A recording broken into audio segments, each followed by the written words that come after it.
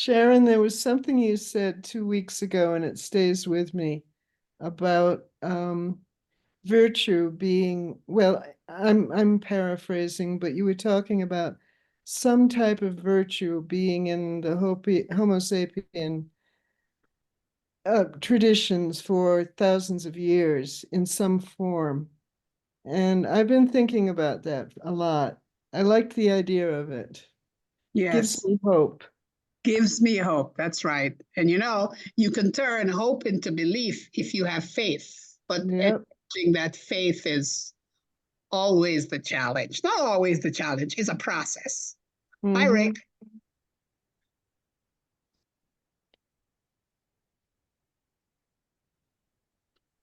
Sharon, are we going to start with your thing? You said at the end of last week we're going to start with your thing this week. Is that where? Are we going to jump right into that? I'm very excited.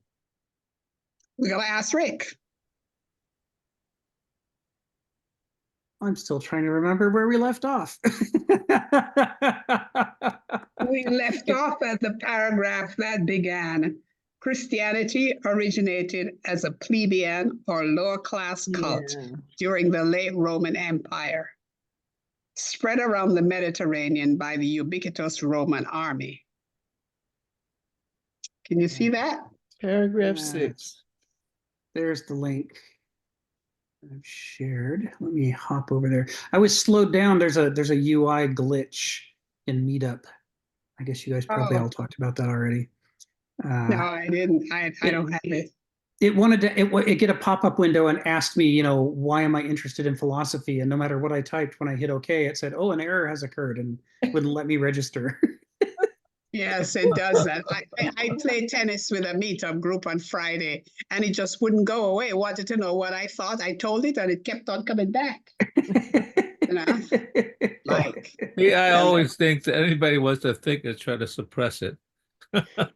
Geneva, hello. Hi, it's so good to see you Hi. guys. How are you? Hey. I'm much, much better. Yeah. Thank God. So thanks for asking. Yeah, So glad to see you. me too. Yay. Yeah, you look great. Big smile, joy. This is fantastic. Amazing. Yeah, That's correct. Yay. That's Thank you correct. guys. Yeah, I kept missing you guys every Monday at 1:00. Yeah, I think about you as I'm getting transfused or Yes. whatever the hell they're doing. Yeah. Yes. But it looks good now, correct? And you're going to have a good Christmas. Yes. It's already started. It's already started. I've started getting presents already. Yeah. Okay. Great. Very nice. I'm sorry to tell you, Geneva, you will be mentally transfused. Yeah. That's what philosophy's for. We're all going to get mentally transfused. Well, that might not be a bad thing, actually. So It will be. Geneva, I disagree. Anytime I come to Rick's meetings, I get mental transfusion. So I disagree. True. The problem with Phil is he knows a lot. But for people like me who don't know enough, That's true. I get mental transfusion every time. I only know enough to be dangerous. Yeah. No, you're way ahead of me, Sharon, because I just get mentally confused. That sounds like my line. Yeah. Oh, you do yourself a disservice, Phil. I mean, as much as you go on for a very long time, and maybe other people don't like it, I just find it like completely transfixing and just like amazing because you bring together such great ideas, and especially with your art background, it's an idea. It's usually a perspective that's novel to me. Yeah. Agreed. Yeah. Even if I don't understand. It's what's great about this format is everybody's bringing their life experience to it, and that means each of us has a different perspective that we can add. And of course, what the point of this book is we need more than one perspective. We need lots of different perspectives because each of us is missing part of the picture. If we put enough of us together, we can start to fill in the gaps. So I see James has joined. Hi, James. Welcome to the call. I'll send you the link to the text and the current text we're on. And I then we will can- say one thing. We finished really fast last week. We basically didn't talk about the text at all. And then Zelig said some amazing things about the text at the very end. Yes. I was wondering if we could expand on those. I don't even remember whether I just remember them being really important. And Rick, you pointing out like it was really great to actually talk about the text. Could we? I think that was about the end of paragraph 5. I know we don't want to go back to paragraph 5, but I feel like there was maybe gold to mine there. Or am I just maybe we is am I could be wrong. I'd be happy to be wrong. We go right to paragraph 6. But I feel like there was a discussion that was really important about the text there. And then Sharon brought up something else that was really important that she wanted to start this meeting with. So I wanted to like honor that momentum that we had at the end of the last meeting. Yes. So there's paragraph 5 in the chat. And yeah, we went the whole session talking around the topic, but not doing the text, which is fine, right? Because part of what we're trying to do is bring our perspectives to the text.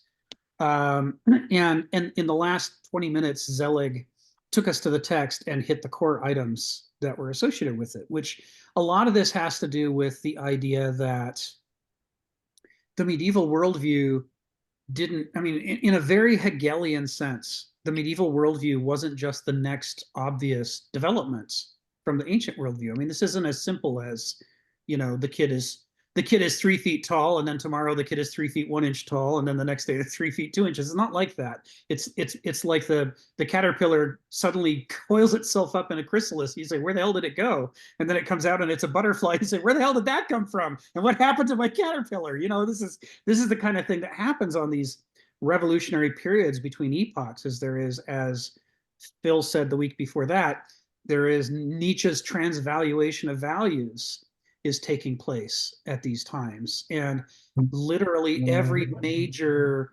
loaded topic gets redefined as something completely different than what it was in the previous epoch. Not just a little different, but hostile, different, so different that it's incompatible with the old conception.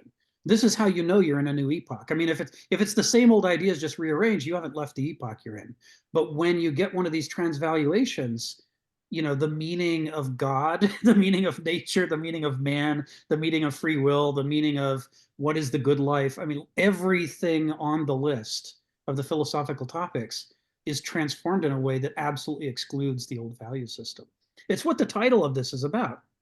New wine and old wineskins, right? They're inheriting the Roman Empire, you know, broken, but still, you know, all the pieces are their form, but they're filling it up with a completely alien worldview.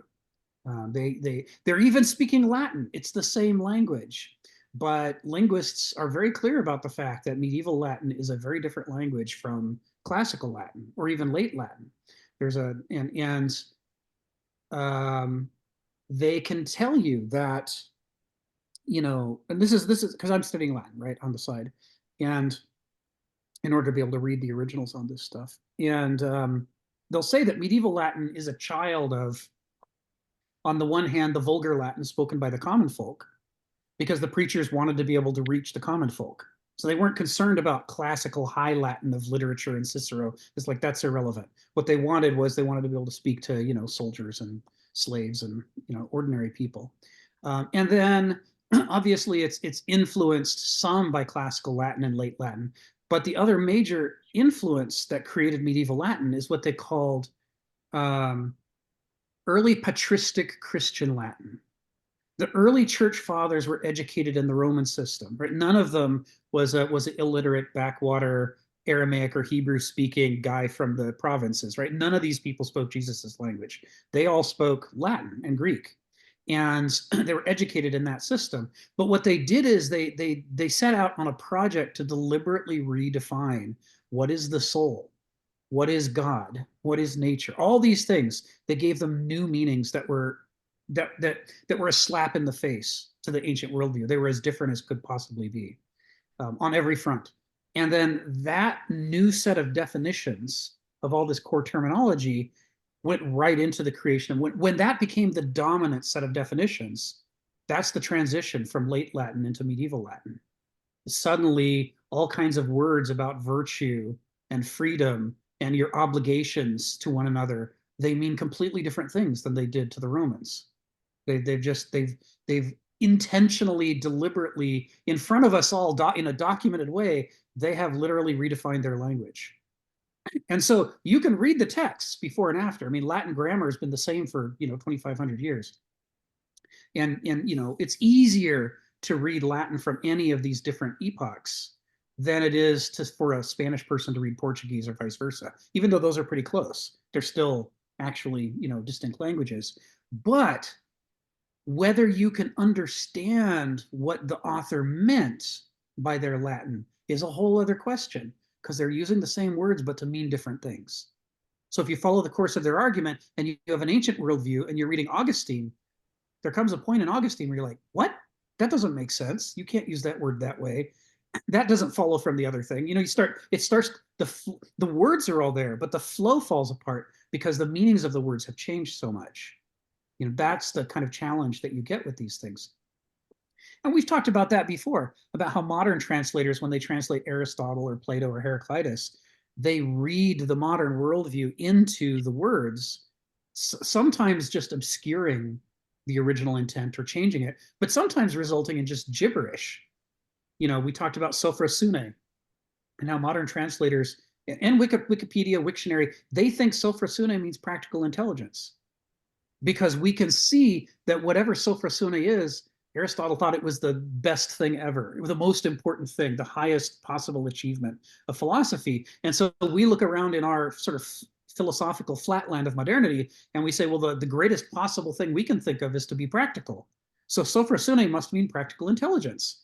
And that's how everybody translates it. I mean, you just go pick up any translation and you'll see they're just slotting in practical intelligence everywhere Aristotle said sophrosune. And where this makes the least sense is in Aristotle's critique of practical intelligence, where he's saying the people with practical intelligence are a threat and a menace because they look at each other like resources, like money to be cashed in. And they don't see the purpose of trade as friendship and health of civilization in each other. They see it as getting one over on the other guy. And that's why you need sophrosune to counter practical intelligence. And you read these English translations and they're saying you need practical intelligence to counter practical intelligence. Like, what?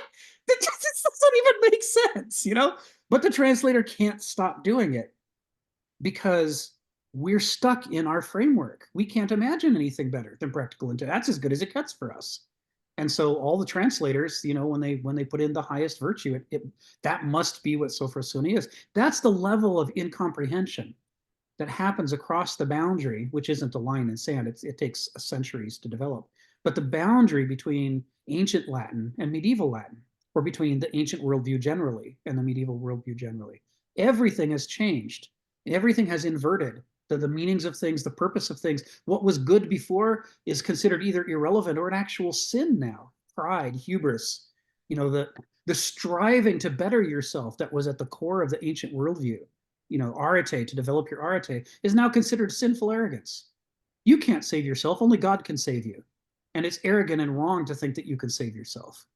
Likewise, the old way of saying there are many things we have to respect. We have to pay attention to how different things have authority over us. The way that we can be possessed by the spirit of war. We can be possessed by beauty and do foolish things out of attraction. There's all these Olympian deities there to sort of anthropomorphize each of these major centers of influence on the human being. And there's all this literature that tells us, whatever you're not paying attention to, that's where you're going to be blindsided from. You have to have a wide-ranging, critical, open view to what's affecting you in your life. But in the medieval world, that's absolutely not true. The medieval world says God and only God. That's the only sacred thing. There are no other sacred things. All those other gods, they're just demons. In fact, they used to compile lists of demons, and they were frequently the names of old pagan gods.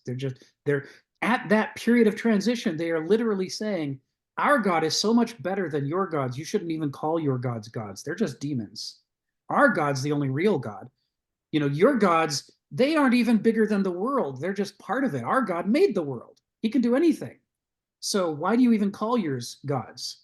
And you're constantly letting yourself be possessed by these daimons. That's sinful and evil. That's how you go to hell. You need Jesus in your life because he will cast out the daimons and free you from them and replace them with, faith unto God. And that will then you won't be a sinner anymore. So literally the entire frame of focus of religion of the ancient world is now defined as a sin, right? And the one thing that the ancients would have considered the most foolish of all things, to lock yourself into a single worldview and to obsess over a single goal at the expense of all other things. The ancients wrote tragedy after tragedy after tragedy about people who did this. Now that's what you're supposed to do. If you don't focus that way on Jesus in heaven, you're going to hell.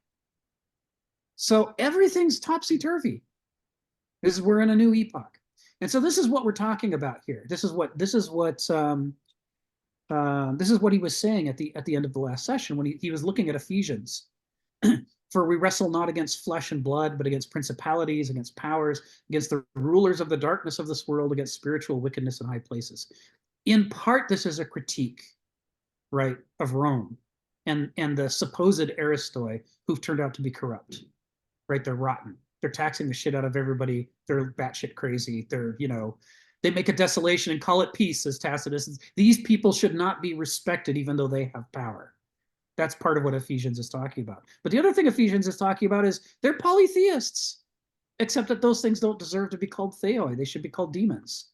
They're worshiping a vast constellation of demons, and all that stuff is bad. There's only one true light, and that's what we're trying to strive for. And so that's why he concludes. That's why Kenneth concludes that paragraph by saying, what had anciently been an animist or ensouled world, in which everything has a soul or a spirit, even a rock or a tree or a stream, everything has its own character, its own nature, its daimon, is now construed as a battleground for the alignment of souls with good or evil. You're either with God and Jesus in heaven, or you're against him and you're going to hell. Everything is reduced to these 2 0 points. Those are your choices. It is as far away from a multi-dimensional world as you can get. It's down to a point in mathematics is 0 dimensions. And a choice between 2 points is still 0 dimensions. Because it's not like you can be somewhere in between. You're either going to go to heaven or in the original conception, you're either going to heaven or you're going to hell. Now later they add limbo and other things to try to soften this, because a lot of problems happen when you strip things down to 0 dimensional thinking. But at least in its original conception, this is as far as you can get from 42 dimensions. I mean, how many deities were there? Hundreds, thousands? Now, each of them is a dimension of life. That's just too much to keep track of for the people who are pushing back against it. So that's our summary from last time, just to catch us. And for more detail, you can go back to the video on YouTube. David fortunately shares all these there, and you can watch the last 20 minutes and see what we were talking about. Sharon, come off mute. Tell us what's on your mind. One of the central themes about Latin, and it's interesting that you're studying it, is that this Latin was used as a tool of control. The masses, the powers that be, to my mind, had no intention of communicating with the masses in any manner other than an authoritative one. That's why they gave the services in Latin, right? And you just did as you were told. And last week when Zelig was ending, and he was talking, he was reading from Ephesians, which is Paul. St. Paul wrote this letter to the Ephesians, and the session ended. But for me, this is one of the paradoxes of Christianity. And Paul wrote a letter to the Ephesians, the Colossians, the theologians, the Galatians, and Paul was not a disciple. He never sat at the feet of Jesus. He got this by inspiration because he was a tax collector who got converted on the road to Damascus. And this is one of the paradoxes of Christianity. And in my mind, I think, because he's telling the budding Christian church how to be a productive spiritual organism or organization, so to speak. And that's one of the things I thought was paradoxical. Now, I wanted to talk about the wine because, what is it? You can put new wine in old skins. And so I spent some time and I looked that up in the Gospels, and you have different interpretations. In fact, Jesus said this. You cannot make new wine in old skins. And he really was talking about teachings of the Pharisees. You know, Jesus had a lot of conflict with the Pharisees. In fact, it is alleged that they are the ones that crucified him. But this entire paragraph, the one I wanted to read that began Christianity, the one you put up, talks about the wine and how the wine and what the wine was at the time. It was confusing, it was opaque, it was difficult to follow or even endorse. But what was interesting to me was how the citizens, the medieval citizens, reacted to it. What they did to endorse the spirit is they built these edifices of worship, right? And here we talk about grew so rampant in late antiquity that the wisdom of God, or the Hagia Sophia, which still remains as a magnificent church at some point and mosque at some time in Istanbul, right? And the other thing that I find fascinating, that not only in Europe or Greece were they doing it, in the medieval time, it was all across the world, because you had Angkor Wat, you had Chichen Itza, you had the Incas building Machu Picchu, and it was all with and when they didn't build churches, they created sacred spaces, and it all had to do with honoring the spirit. And that's what that next paragraph is all about, how they were dealing with the wine, which was this new religion. Yes. Yeah, I don't know how many people have read Mircea Eliade's book, The Sacred and the Profane, but it is really worth reading. I'll put his name in the chat. The all the comparative religion courses that I took, I almost went into comparative religion early on in my college career, and I read a bunch of books on this stuff. Here it is, Mircea Eliade, The Sacred and the Profane. It's a thin paperback. It's one of the most influential books of all time in the history of in the history of comparative religion, and it tries to get at the core of, if you look across religions, what do people consider sacred versus not sacred. So it goes right to what you were saying, Sharon. It talks about these issues of how do different cultures try to represent the sacred and get it across to people. And what you see as a common theme in all of this is this very Heraclitean idea that the real harmony of the cosmos is hidden.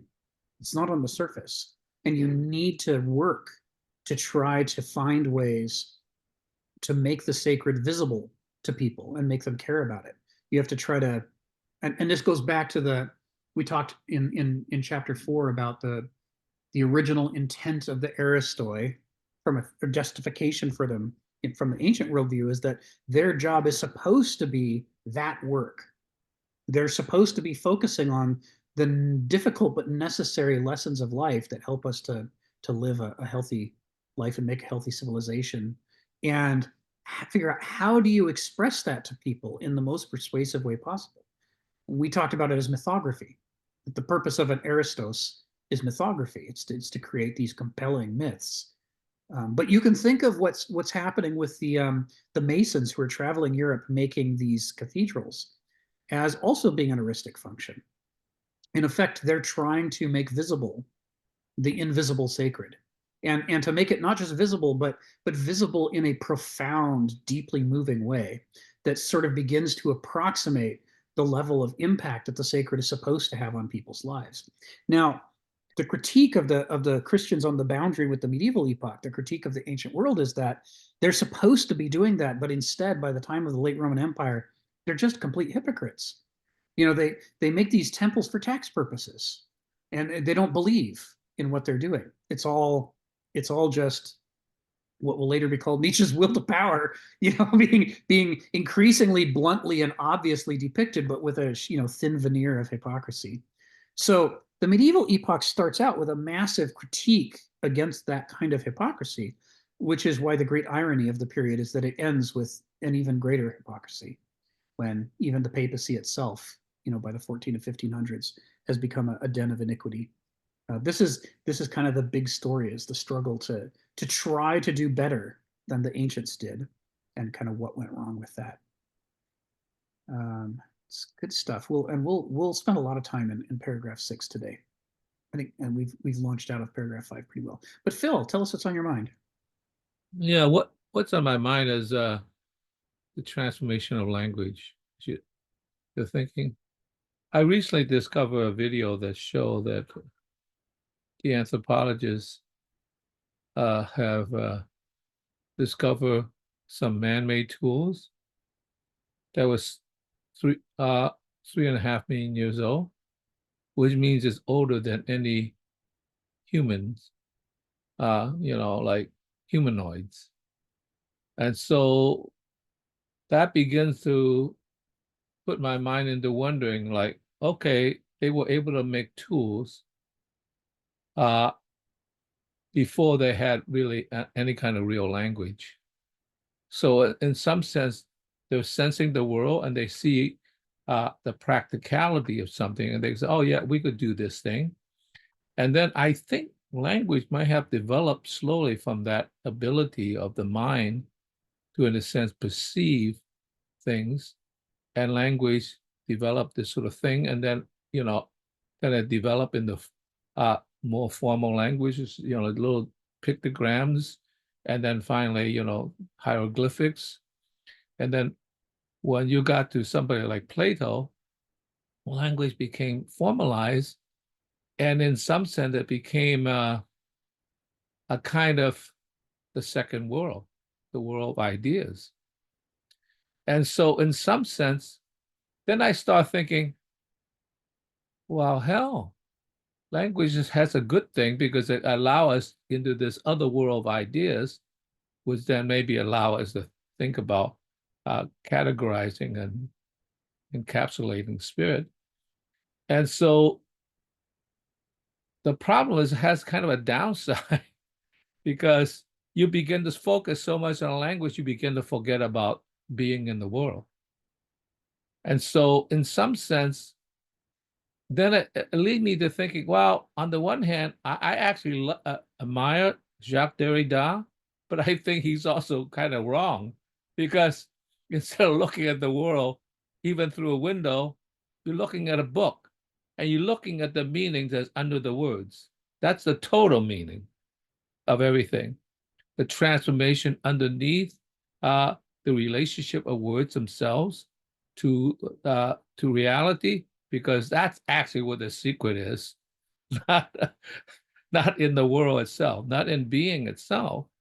So there's kind of a clash in a funny way between ideas, concepts, and being, which I'm trying to uncover. That's why I start talking about Parmenides and Heraclitus, the pre-Socratics. So isn't that something that we, since we think almost entirely, maybe not in dreams, but in the world, in languages, we are kind of trapped in that. It's a little bit like that painting I show you about Velasquez, we're stuck within a system and we can't reach out. So there's a good side to language, that definitely, because it allows us to produce all these wonderful things because we're within ideas. I mean, both conceptually and mechanically in terms of technology. I mean, could you imagine without language, it's going to be hard to chip away at stones and make AI. Not that AI is like totally good for us, there's a bad side. So there's a duality there that's a problem. So it seems like one should address the fact that, yeah, get serious about thinking about ideas and language, but don't forget about being in the world. Don't forget about existence, because it tends to say, we don't even need windows, we just need a TV screen. That's what it is. And like, okay, there you are. And so therefore, in some sense, I think you have to understand the duality of that. In fact, one person in one of my seminars, it might have been on Plato, he says, like, ideas, idealism is actually a kind of idol worship because you're not looking at the real, you're looking at the idol. And so that is kind of funny. And so we're so trapped in language, we're trapped in idol worship. And that's exactly what, Moses got angry about. Okay, Yeah. I just want to say that the duality of language is kind of important because, and poetry allows you to, at least some escape because the language is so fluid that, that you have to slip into a kind of imagination or something. All right, that's it, Phil. That's good, Phil. Thank you. Yeah, we're gonna come over and over to this issue of, I mean, we have already, but we're gonna keep coming back to this issue of language. We're gonna, in the same way that we worked our way in chapter 4 through all of these key ancient terms and how loaded with meaning they were to the ancients. Part of what, after he gets us through the medieval introductory material he's taking us through now, he's going to take us point by point through all of the key terms again, but now from a medieval perspective. How have they been revalued to mean something different?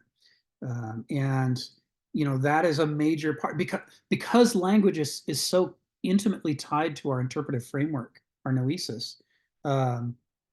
It means that when we're trying to understand the worldview of an epoch, we can do it a great deal through its language, like you're talking about, but only if we can avoid the temptation to read all those words as what we would mean by them instead of by what they would mean by them. If we just read into them our own meanings, then we're just imposing the modernist framework once again on Augustine or Hildegard von Bingen or who have you. And they did absolutely not have the modern framework. They had a completely different framework.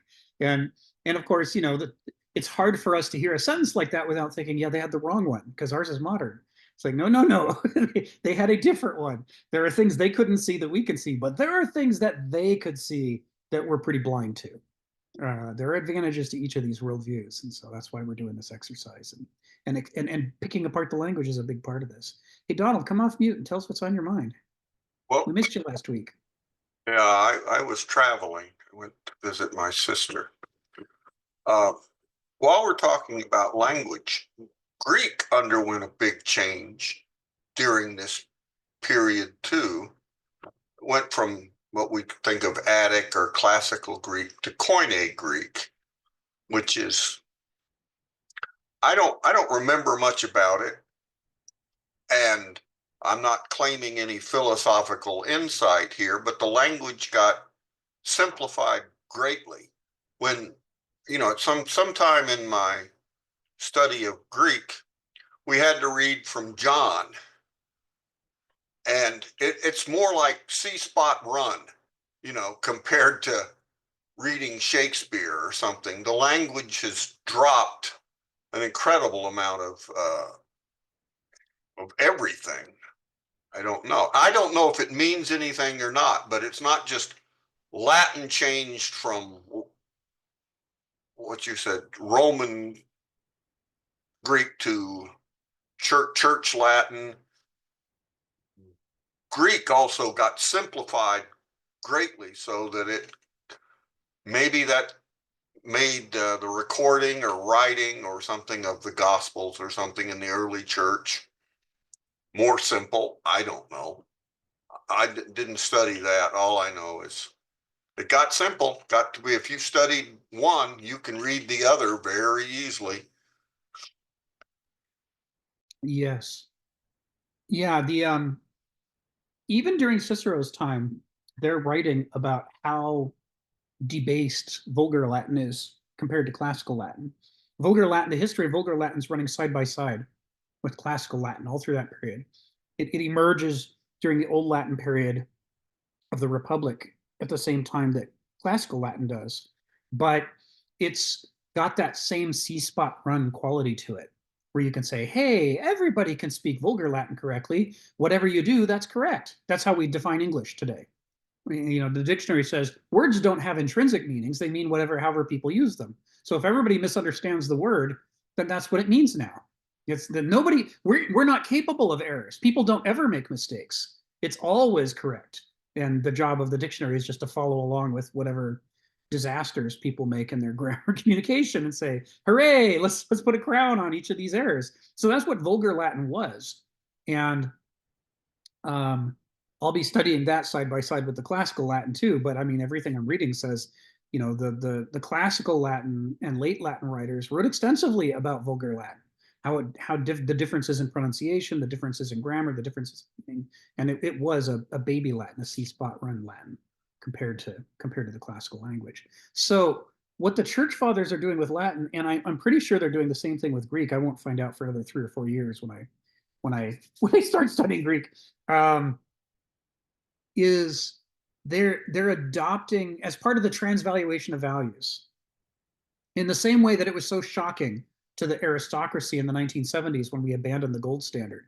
We said, fine, keep all your gold. We don't care about gold anymore. Our money isn't based on gold. You can have as much of it as you want, and you no longer get to be the center of economic power in the modern world. We're leaving you behind, right? There's still people angry to this day. And they don't know why they're angry.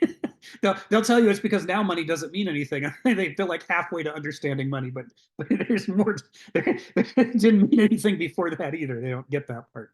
But in that same level of shock is what was happening when the early patristic Christian Latin writers said, we want to invert the values and say, we don't care about the aristocracy anymore. Effectively, that's what Ephesians was saying, right? You know, we're letting go of the rulers. They don't matter anymore. What matters is the slaves, because there's more slaves than rulers. We're going to convert all the slaves to our new religion, and then we'll have almost everybody. And who cares whether we get some corrupt cream of the crop that's floating along behind us? We don't care. And in order to talk to the slaves, we need to speak their language. They don't understand much about the world. They can't communicate very effectively. So we're going to write at that level, and our theology will be at that. We're going to simplify everything to the level that even someone who flunked all his lessons in every class in every school, he'll be able to follow along and get it and be one of us. That's what we're aiming for, baby Latin, and, baby Greek. It almost sounds like I'm insulting them, except that they themselves said this was their goal. They wrote it. The early church fathers wrote extensive letters and essays and eventually codexes, and they said, this is how, and there's there he is, Paul, right there saying, this is what we're doing. We're letting go of those people. They're not the people they're not our audience, right? We're not interested. Yeah.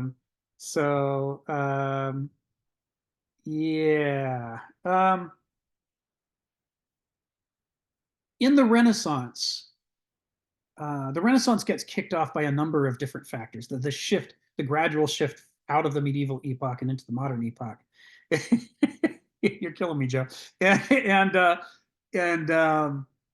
One of the key events that kicks off the Renaissance is when Petrarch discovers a bunch of original Latin manuscripts in an abbey, and he gets them copied and shares them widely, and people are astonished at the erudition of the Latin on display in these classical Latin texts. Because they're like, we haven't seen anything at this level for 1,000 years. We didn't know Latin could be used in this way. And now that we see it, we're humiliated and ashamed of the Latin that we've been speaking for 1,000 years. This is when they start to coin the phrase Dark Age. And they say, man, we are coming out of an era of just astonishing stupidity. I mean, C-spot run should not be the pinnacle of civilization. That is just humiliating that we lowered the bar so far that nobody could get under it. You could trip over it, but you couldn't get yourself under it. Is that we want to be able to communicate and reason and theorize at the level of Caesar and Cicero and Quintilius and all these people. Quintilianus, sorry. We don't want to be stuck at this level that our theologians have been writing at for so long, because it's so cramped in the mind. And these Renaissance people, as part of coining this concept of the Dark Age, part of what they're saying is, now we understand why our church kept fighting science, because they couldn't understand it. It didn't make any sense, because their level of discourse was so lowered, and we have to get out of that. That's a disaster. Now, it takes centuries. right, for the Renaissance and all of these things to fully blossom into the modern epoch. At first, they don't think that they're making a new epoch. They think that they're trying to fix, like we said when we talked about Pico della Mirandola, he didn't set out to be a heretic. He was trying to fix a problem with medieval theology so that medieval theology could continue into the future. He was very surprised that they hated what he did and turned on him and poisoned him eventually. God bless the Borgias. So this issue of language and the cramping of language and the impact of it, yeah, it's more than just the Latin, it's in the Greek as well.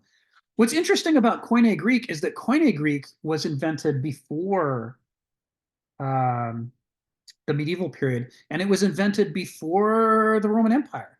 It was invented by Alexander the Great and his people.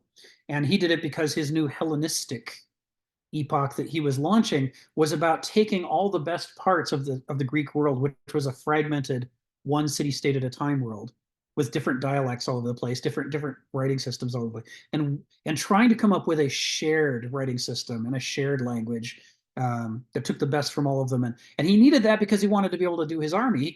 You can't do your army if you know seven out of 8 of the soldiers don't understand what you're saying, no matter which dialect you pick.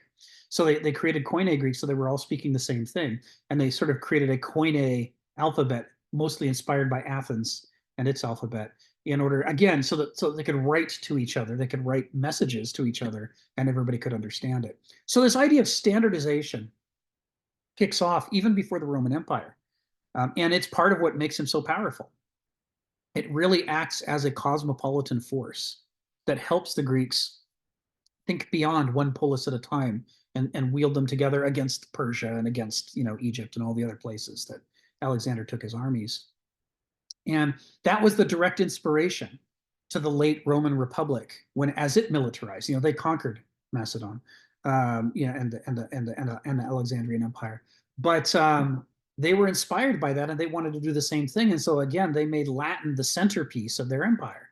You know, proficiency in Latin was the whole point. They were proud of the fact that even the vulgar Latin speakers mostly could write their own name. They could write graffiti on walls. The literacy rate, if you lower the bar on literacy to can you at least write your name, was very high in the Roman Empire. I mean, lots of people could scrawl graffiti in a picture of a penis on a wall. You know, this sort of thing was the HBO series Rome, which if you haven't seen it, you should totally watch it. It's only 2 seasons. HBO spent a staggering amount of money recreating Rome, so much so that when a storm knocked down the set, they spent so much money rebuilding it that they just canceled the series after the 2nd season, which is a pity. But you will see a lot of this stuff in action. There is graffiti everywhere in Rome. Everybody can write. And, you know, not everybody's trying to write the next great philosophical manuscript. A lot of them are just trying to write Kilroy was here and my neighbor is a doo-doo head. You know, but they can write it. You know, it's like it's all over the place. So that is the target that the Christian writers were aiming at. They were trying to boil down Parmenidean concepts, Platonic concepts, Aristotelian concepts eventually. Later, Aristotle was out for a while until Aquinas rescued him. They were trying to boil down philosophical concepts into baby talk, into vulgar Latin. And they were, that's by the way, why it's called the Vulgate Bible. Those of you who've heard of the Vulgate edition of the Bible, it was being translated into baby Latin, vulgar Latin, that anybody could read. They were trying to do that for their justification while marrying it to their theology, which was, of course, radically alien from the polytheism of the Romans. And the result was the creation of medieval Latin and as Donald points out, medieval Greek. And those languages acted as the vessels for the medieval worldview. They needed to be able to easily express all the core ideas of their theology, their cosmology, and their value system. If it couldn't express that well, then it was an impedance to the spread of their medieval concept of civilization. So they had to redefine the languages. They had to. This is what happens. Sharon, come off mute. Tell us what's on your mind. I'd like to read the next 2 sentences in the paragraph because it says exactly what you're saying. As Gilbert Murray noted, superstitious gullibility, and ineptitude to comprehend abstract ideas in which Christianity was caught up, of which it was a symptom, and to which it contributed greatly, grew so rampant in late antiquity that the wisdom of God, or Hagia Sophia, was thought of as Sophia, the daughter of God, and in one case was even identified with Helen of Troy, the concept of God's logos.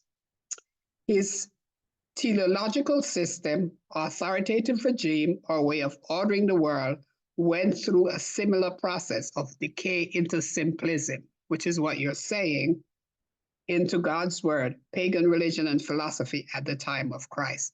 So he's making the point here that the languages, whichever one they used to communicate, whether it was Latin or Greek, was kind of simplified to have the common man understand it.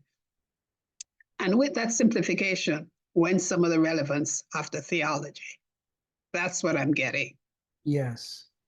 Yes. It's among the reasons why Jesus's message, I mean, we've talked a lot about how does Jesus's message get so corrupted by the power structure that grows up, around his church. And we talk a lot about motivation. Are there corrupt motivations of the people who seek power? But we don't talk as much about this point you put your finger on, which is an important point, which is if you are restricted to baby talk, there are all kinds of sophisticated but important things you can't say at all. The idea that everything can be expressed in a soundbite, which is a modern idea, is very similar to the medieval idea that even the most esoteric theology can be explained to babies in this kind of baby vulgar Latin. It is a massive distortion of Jesus's message by the time it arrives on the other side of being translated into medieval vulgar Latin. It's because, he may have been illiterate, but he was fluent in his own languages, Jesus was. And he was fluent in the theology of the Torah. And, he had a highly sophisticated understanding of the cosmos and people's relationship to God and so forth. And a lot of that doesn't survive the translation into the Vulgate. So one of the many reasons why the insistence on using Latin instead of the vernacular in the medieval era is caused by a couple of things. And one of them is they're trying to do administrative continuity with the Roman Empire. They're trying to use the organs and structures of the Roman Empire to this new purpose, to serve God. And so it's easier if you don't change the fundamental words and alphabet and so on that you're using. They're trying to get continuity. And of course, as you point out, part of it is to deny people direct access to the scripture and say it's only through me who speaks Latin that you can find out what Jesus said, and I'll interpret him to, you have to just trust. You have to infantilize yourself and not be active, and I'll be the parent. I'll be your father figure, and I'll dictate to you what Jesus meant. And it's true, that's very handy for creating a power structure. But there's another reason, which is that the church was well aware that vulgar Latin is a problem. I mean, they admired the success they had with the Vulgate. That's why it became the basis for, I think to this day in the Roman Catholic Church, the Vulgate is still the official one, not the King James. But the other reason is that they built up an oral tradition within the church to compensate for the weaknesses of vulgar Latin, of medieval Latin. They added, in the oral culture of training priests, they added all kinds of elements to try to restore some of the sophistication of the theology and try to teach people about some of the nuance of the relationship of God and nature and man and so on. And even if it couldn't be captured in the vulgar Latin, it could be captured in the extended discussions and additional peripheral material. So they didn't want people reading the vulgar Latin directly and thinking that that was the sum total of God's message, because they knew some of it was not captured in the scripture. Some of it was only being carried along through the oral culture, which is what makes the sort of back to the basics movement, around the Reformation and today's fundamentalists so tragic, is that they're assuming that that was God's message, but it was only the part of God's message that could be translated into vulgar Latin. And the rest of it was being carried along in the part that they're throwing away in the oral culture that went with it. So there are all these things that happen around language and its adequacies and inadequacies that are complicated.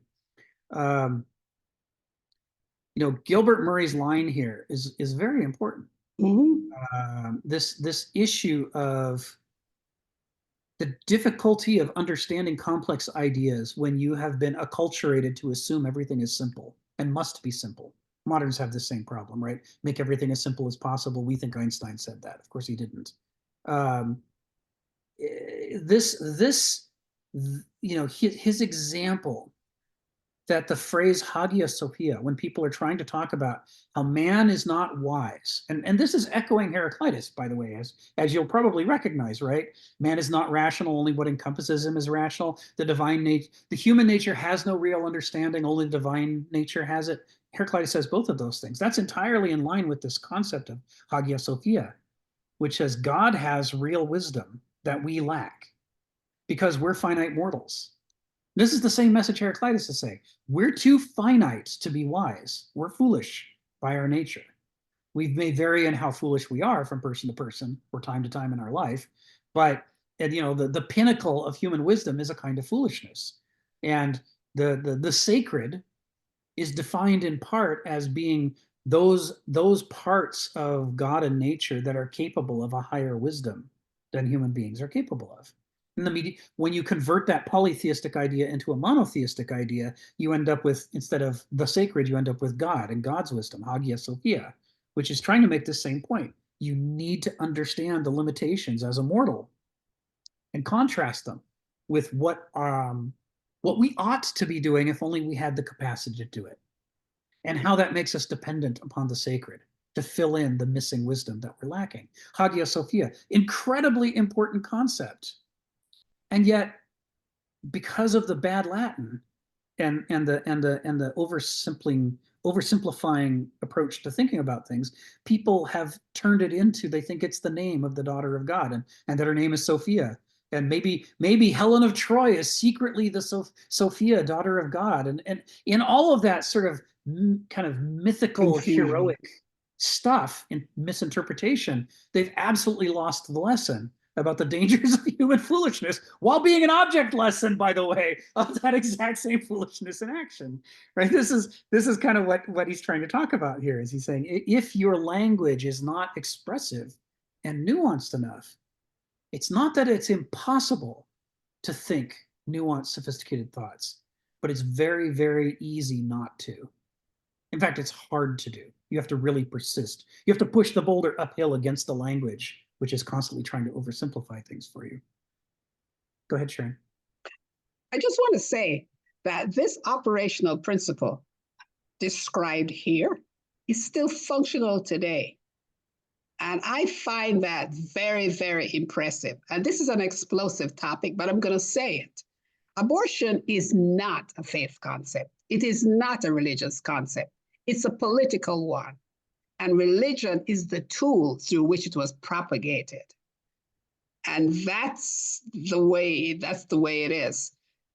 Because I've challenged my pro-life people to find me in the Bible where Jesus or in the Old Testament specifically mentions this. And there are two references, one in Leviticus and one in Exodus, and it has nothing to do with what we believe, right? So this operational principle has carried over from the medieval time to our time. Yes. And I don't know who said that religion is the opium of the masses. This Marx. Is the question of the opium right here. Yeah. Marx meant it a different way, because in his day, opiates were the very best medicines there were. So he was trying to say the suffering of the proletariat is so bad that without religion, they couldn't make it through life. Religion helps to compensate for the pain. But we interpret it now as meaning that they're all hallucinating and distorted from reality. But your point, leaving that aside, your point is right on, that moderns, despite the fact that we define ourselves in antithesis to the Dark Ages, we say they were stupid and ignorant and we're enlightened and brilliant and objective and scientific. We're advanced and they're primitive. This is how we define ourselves. Despite that, we're essentially neo-medievals. On almost every front, we're still medieval thinkers. And there's a lot of evidence of that. And one of them is this obsession with simple answers. You know, there have been epochs where people automatically assumed that if the answer was simple, it's probably a lie. They just knew simple answers were designed to trap you. Simple answers were what populists hand out to try to get people to vote against their own interests. And anytime somebody offered a simple answer, you're like, well, I'm not trusting you. You're obviously a manipulator of some kind. But medievals were taught that simple answers are true. And moderns inherited that idea, our obsession, our lust for simplicity, our willingness to even while we idolize Einstein and try to quote him, we misquote him to make him seem to be advocating simple-mindedness. The simple answer is always the right one. That is not what he said, but that's how he's quoted, because that's what we want to hear. We simpler, simpler, simpler, simpler. This is the modern thing, and we got it from the medievals because we're neo-medievals. We think it's a virtue, and it's really not. Yes. What it does is it prepares us to misunderstand everything that matters. Everything that's complex and difficult in life, we're guaranteed to misunderstand. We're the most anti-historical, anti-philosophical epoch that's ever existed. Even the medievals had a greater respect for philosophy and history than we do. Our supposed pragmatism is just that simple-mindedness turned up to 11. I don't want to think about right and wrong. I just want to know how to get what I want. Right? I don't want to care about whether it's wrong to round up millions of people and exterminate them. I just want to know how to do it efficiently. That's what we should be talking about. That's what pragmatism is. But isn't that almost a tragedy? Because at that time, literacy was an emerging concept in the medieval times. Yes. Today, we are literal, but we don't have great discretionary or discriminative skills. Right. So it's exchanging one thing for another.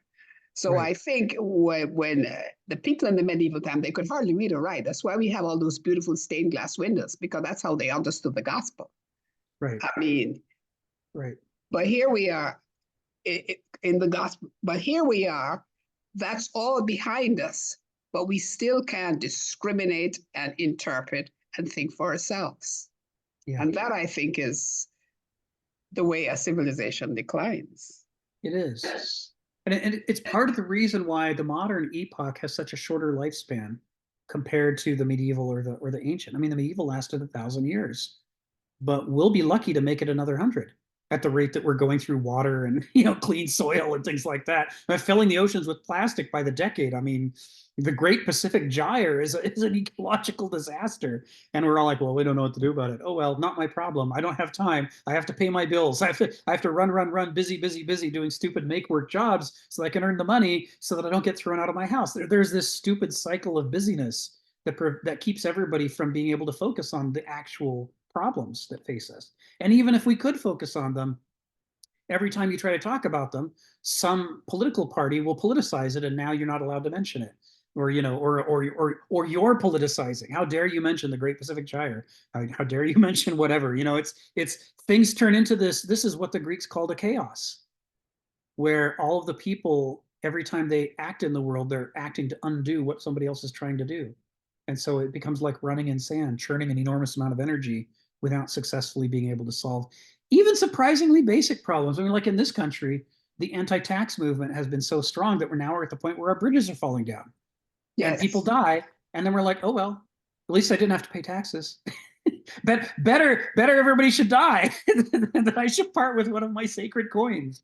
It's weird. It's really bizarre. So can I just finish the last sentence? Because I think it's all in keeping. Yeah.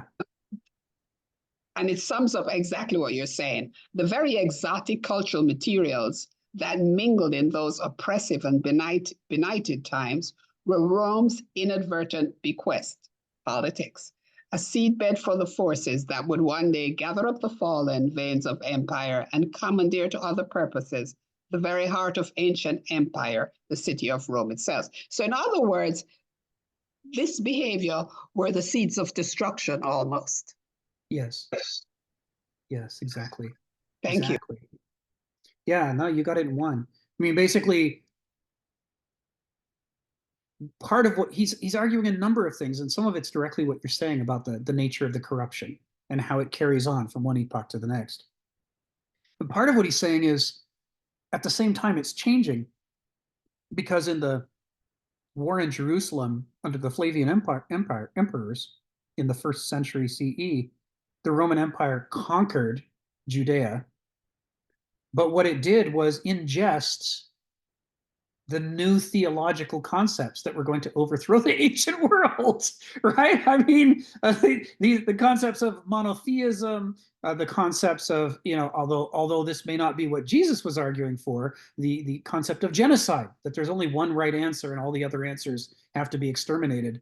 I mean, this is moving its way step by step, century by century during the Roman Empire, from the periphery in Judea into the very center, until finally it takes over Rome and becomes the new medieval epoch. And the medieval epoch is obsessed above all other things with everybody has to have the same religion. Everywhere in the world, there must be no other religions. We have to do away with them all, and whatever it takes. Once we're pure and we purify ourselves by eliminating the contaminants, then we'll have peace on earth. And that's why you find Hegel, much to my shame, a couple of years ago, when I was translating Hegel and his philosophy of Geist and his foreword, where he says, yeah, the Greeks discovered freedom, but it was only a partial freedom because they weren't Christians, but the world will know real freedom once it's all Christian. It's like, Jesus Christ, it's the 19th century and he's still advocating genocide. He doesn't think of it as genocide. He thinks of it as purification. We're going to purify the world and spread the pure notion of freedom. And it's like, you can see why the Nazis quote this guy. It's like there is this ugliness is effect. If you take the Roman concept that we're going to conquer everything, and we're going to conquer everything because we have the highest character. Our loyalty to Rome allows us a level of solidarity that the Greeks didn't have. And that means that we can build a mighty empire that other people couldn't build.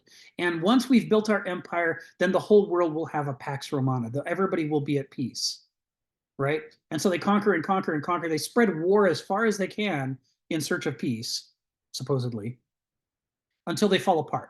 Because geometrically it doesn't work. Your border expands and expands. You need more and more soldiers. That means you need more and more taxes. That means you have to exploit your provinces more and more deeply to raise the funds to pay for the armies, for the ever-expanding border, until finally you hit the point where the math doesn't work out. You can't squeeze your provinces so hard to generate enough funds for enough soldiers for the new expanded frontier, and you fall apart. So that's what happened to Rome. But that concept of expansion is converted, right? This is what he's talking about in that last sentence you just quoted. Once that's put in the hands of the idea of religious genocide, this turns into the idea of we're going to conquer the world not for Rome, the secular empire ruled by demons, the polytheistic religion. We're going to conquer it for God, for Jesus. Jesus, the King of Peace, wants us to do war all over the world. And once we do that, then we'll have peace, because Jesus is the King of Peace. And the same crazy idea, but just shifted from military might to religious might, is at the heart of the medieval concept. Everything he's saying here about how the reins of empire have just been picked up, to a new purpose, it defines the medieval epoch perfectly. I mean, whether it's the Crusades, how dare non-Christians possess our holy city of Jerusalem? If there's any war we should fight, it should be that war. We have to conquer Jerusalem. God wants us to take Jerusalem back. You can see how it follows naturally from the theological premises of a religious empire. You can see it in the Crusades, but you can also see it at the end in the Inquisition. The same idea that the reason there's a Reformation, the reason there's a Renaissance, the reason people are breaking with the Catholic Church, it's not our corruption. No. It can't be that. It must be that we didn't purify ourselves enough. So if we go back to our existing countries, France and Spain and so on, and we double down on the oppression, and we go into all the little backwoods villages, and we go into the mountains, and we find every uppity woman and we burn her, then God will smile upon us. God was angry with us because we were too soft. We weren't violent and cruel enough. And if we would be violent and cruel enough, then Jesus will let us rule with kindness and love. This is what's going on in the minds of people during the Inquisition. We have to purify our nations to eliminate the contaminants. The paradox at the heart of this is fascinating. But when you think that the people behind it are panicked by the idea that if they don't do this, they're going to burn in hell forever. Now, they have to do these things. It's that or eternal torture. You know, they're terrified out of their minds. And this drives the empire in a new way with a new kind of energy. And that's why they're able to pick up the reins of empire and run with it. Now, I'm not going to say that that's the totality of the medieval epoch at all, nor that it's the totality of Christianity. Because, of course, this is just the centers of power in the medieval period. Meanwhile, the medieval period is spitting off heresies faster than it can handle. And many of the heresies don't approve of war. They don't approve of hoarding wealth. And they want you to be kind to the leper and the prostitute and the immigrants. And they're quoting Jesus and saying, why don't we behave like Jesus instead of like this weird religious empire? And all that stuff is a mighty force in the medieval period too. But that's just not where Kenneth is starting out the discussion. He's starting out by focusing on Rome. Joe, come off mute and tell us what's on your mind. So there's actually a lot that's actually going through my mind. And I'll just say really quickly, it's easy to, when you reduce something to like, see spot run essentially, which, is okay with, no, I'm just joking. It is just kind of reducing and misrepresenting the concepts. Kind of it loses any kind of nuance,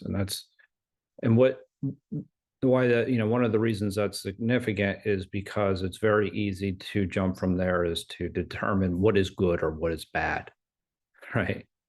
This is right, this is wrong. And, so that it's an oversimplification, right? So and all the nuance is lost.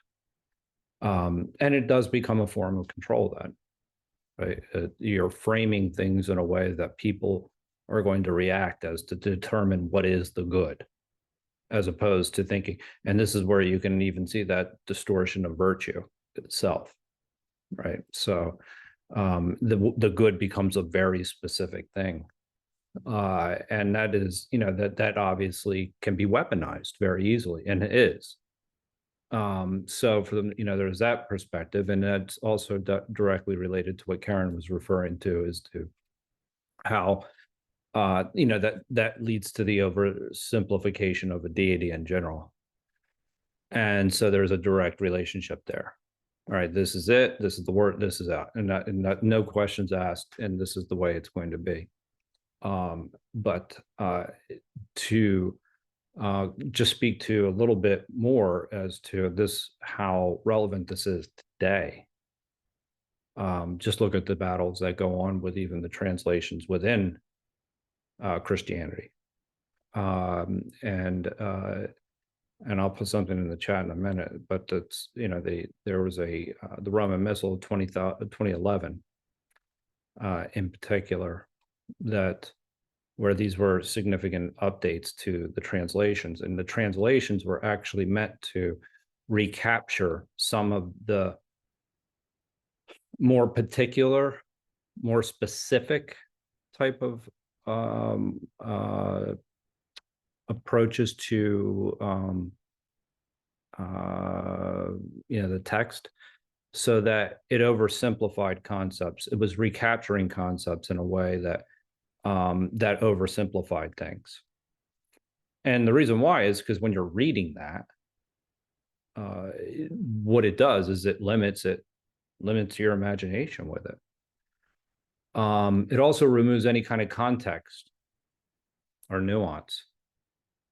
And so when you lose that context and nuance, it becomes then there again, this is the right way to practice Christianity. And there is no other way. And so that is something where, it's something that goes on today when you start to see with the ideas of translations themselves, And they when they actually trying to remove the types of the nuance, the dynamicism of that words can concepts can have, which enable people to then kind of think for themselves. So and this is where we kind of get into the point where we're talking about when we start to think of things only in the most practical sense. Like we look at everything as a tool, even language itself. And something that is often lost is that the fact that, and language is a technology, and I've said that here before. So if it's a technology, it's a tool that that people then can use in a way to distort reality. So I mean, this idea has kind of been related to exactly what Kenneth has been saying about the medieval epoch in general, where that the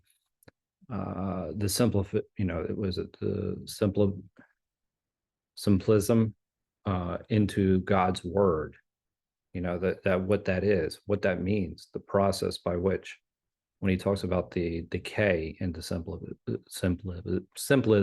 I hate saying that word anyway.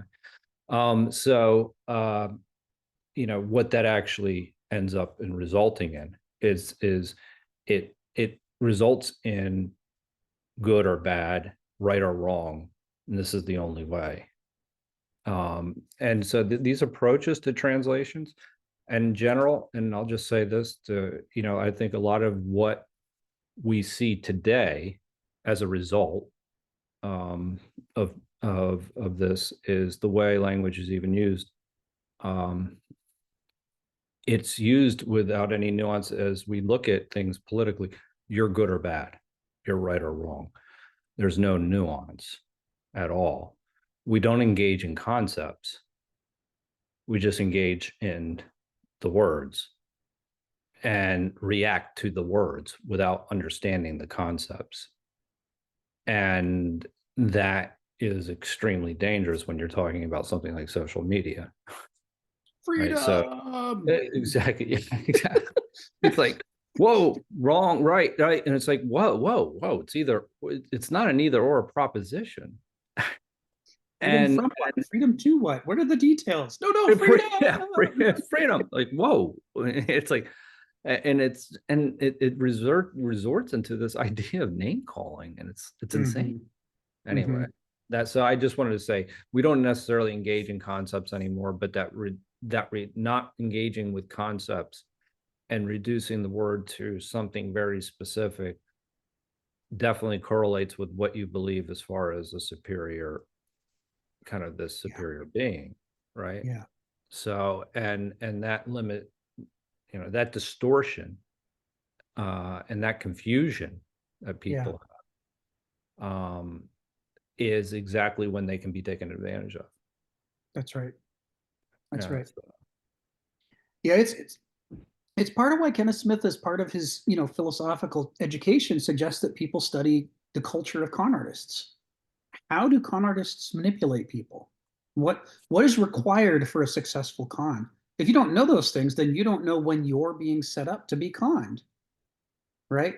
3-card Monty, it's so simple. Well, half of conning you is convincing you that it's so simple. If they couldn't convince you it was so simple, if you were thinking, yeah, but what's really going on, then you probably wouldn't play or you wouldn't bet. So this idea of trying to simplify things down to a set of formal rules that you can get someone to, like a set of tracks to prevent someone from driving where you don't want them to drive. They're stuck on the rail, and then the rail just leads where you want them to go. This kind of thing is one of the most powerful tools of all time for manipulating large numbers of people, especially if you can get to where you're cultivating new generations of people who come to expect simple answers, expect a simple, right. And then they themselves will fight against the insights that would reveal how they're being taken advantage of, because the mere fact that you're trying to say something complex makes them say, well, it's obviously false. Otherwise, it would be simple. If it were true, it'd be simple, because I know the true things, and the true things are at the level that I can chew, and I don't have any teeth left. One of the things that Kenneth Smith talks about on this is this idea of the medieval epoch, and especially the modern epoch, really pushed this baby bird mentality on people. You expect someone else to chew up all your food for you and even half digest it. And then they'll just barf the answers into your mouth and you'll just take them in. You know, every time we talk about education as pouring knowledge into people's heads, which is the dominant metaphor, right? Can you pass the test? Do you have the facts? And can you regurgitate them onto the piece of paper at the right time? Right. All of this is the baby bird mentality of the mind. And you know, baby birds don't have teeth.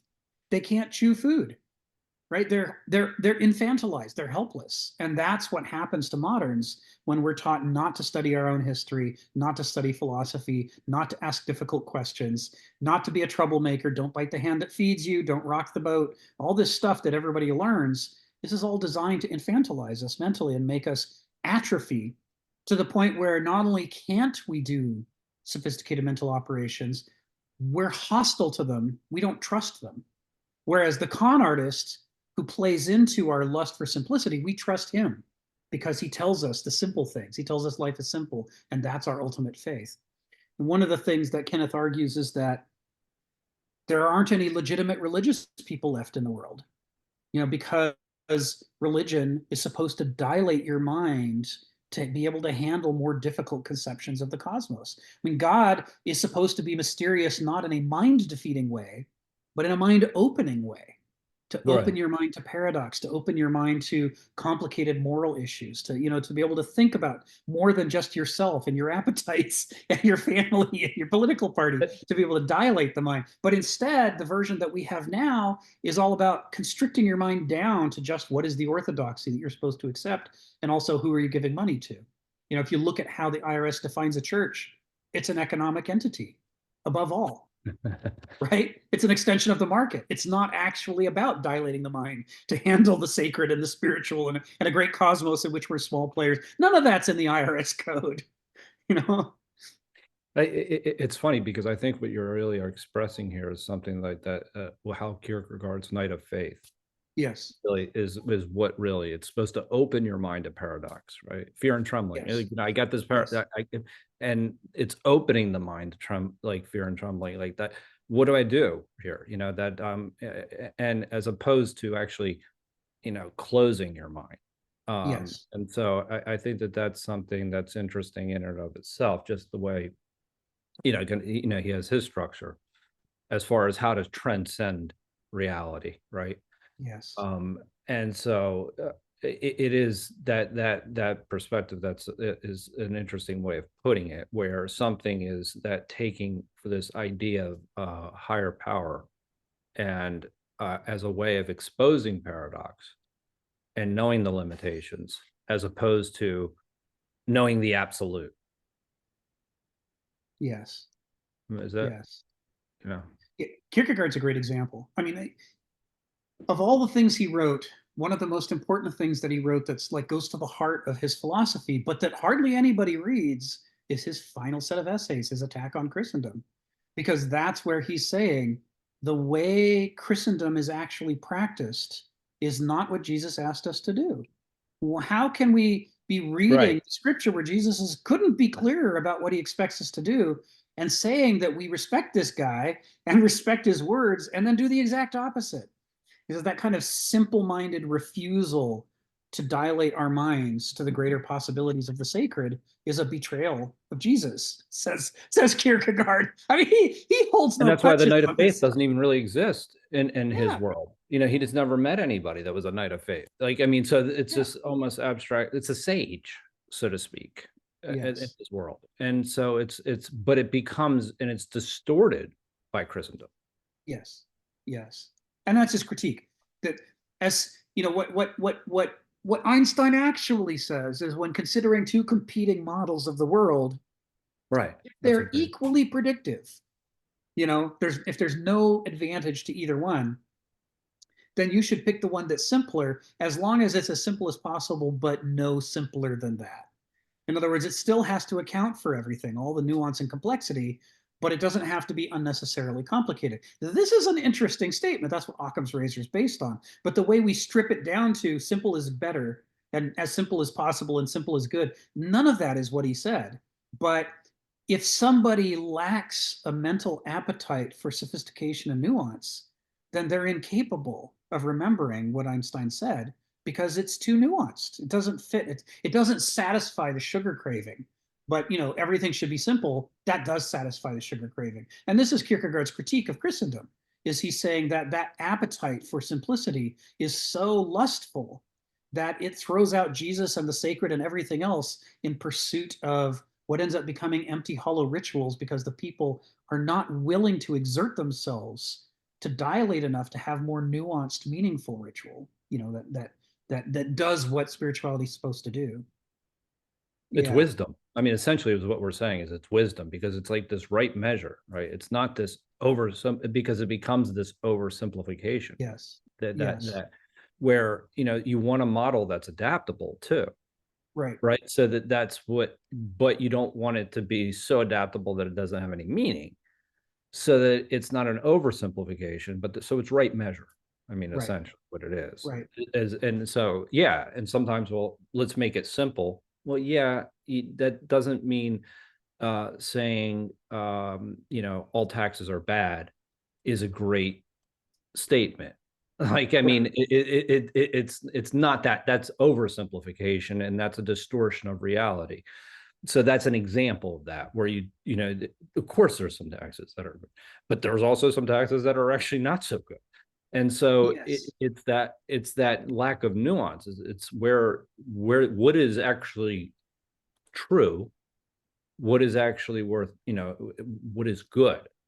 Yes. And so anyway, I think I've been running my mouth a lot anyway. So But that's okay. That's okay. I mean, this goes to the heart of the point in this paragraph that Sharon was bringing out, which is this: what is the effect of getting people addicted to simplicity? What does that do to a civilization? What does it do to a language? What does it do to theology? These are the core issues. And it's why the way that US politics, the way it defines itself between Democrats and Republicans, both sets of answers are idiotic.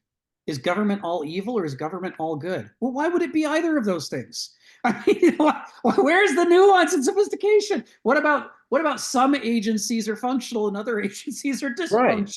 What about Yeah. distinguishing whether they're run well or run badly? Are they efficient with their taxes or are they wasteful with their taxes? There's all these questions you can ask, but not if everything has to come down to Hulk smash, this good, this bad.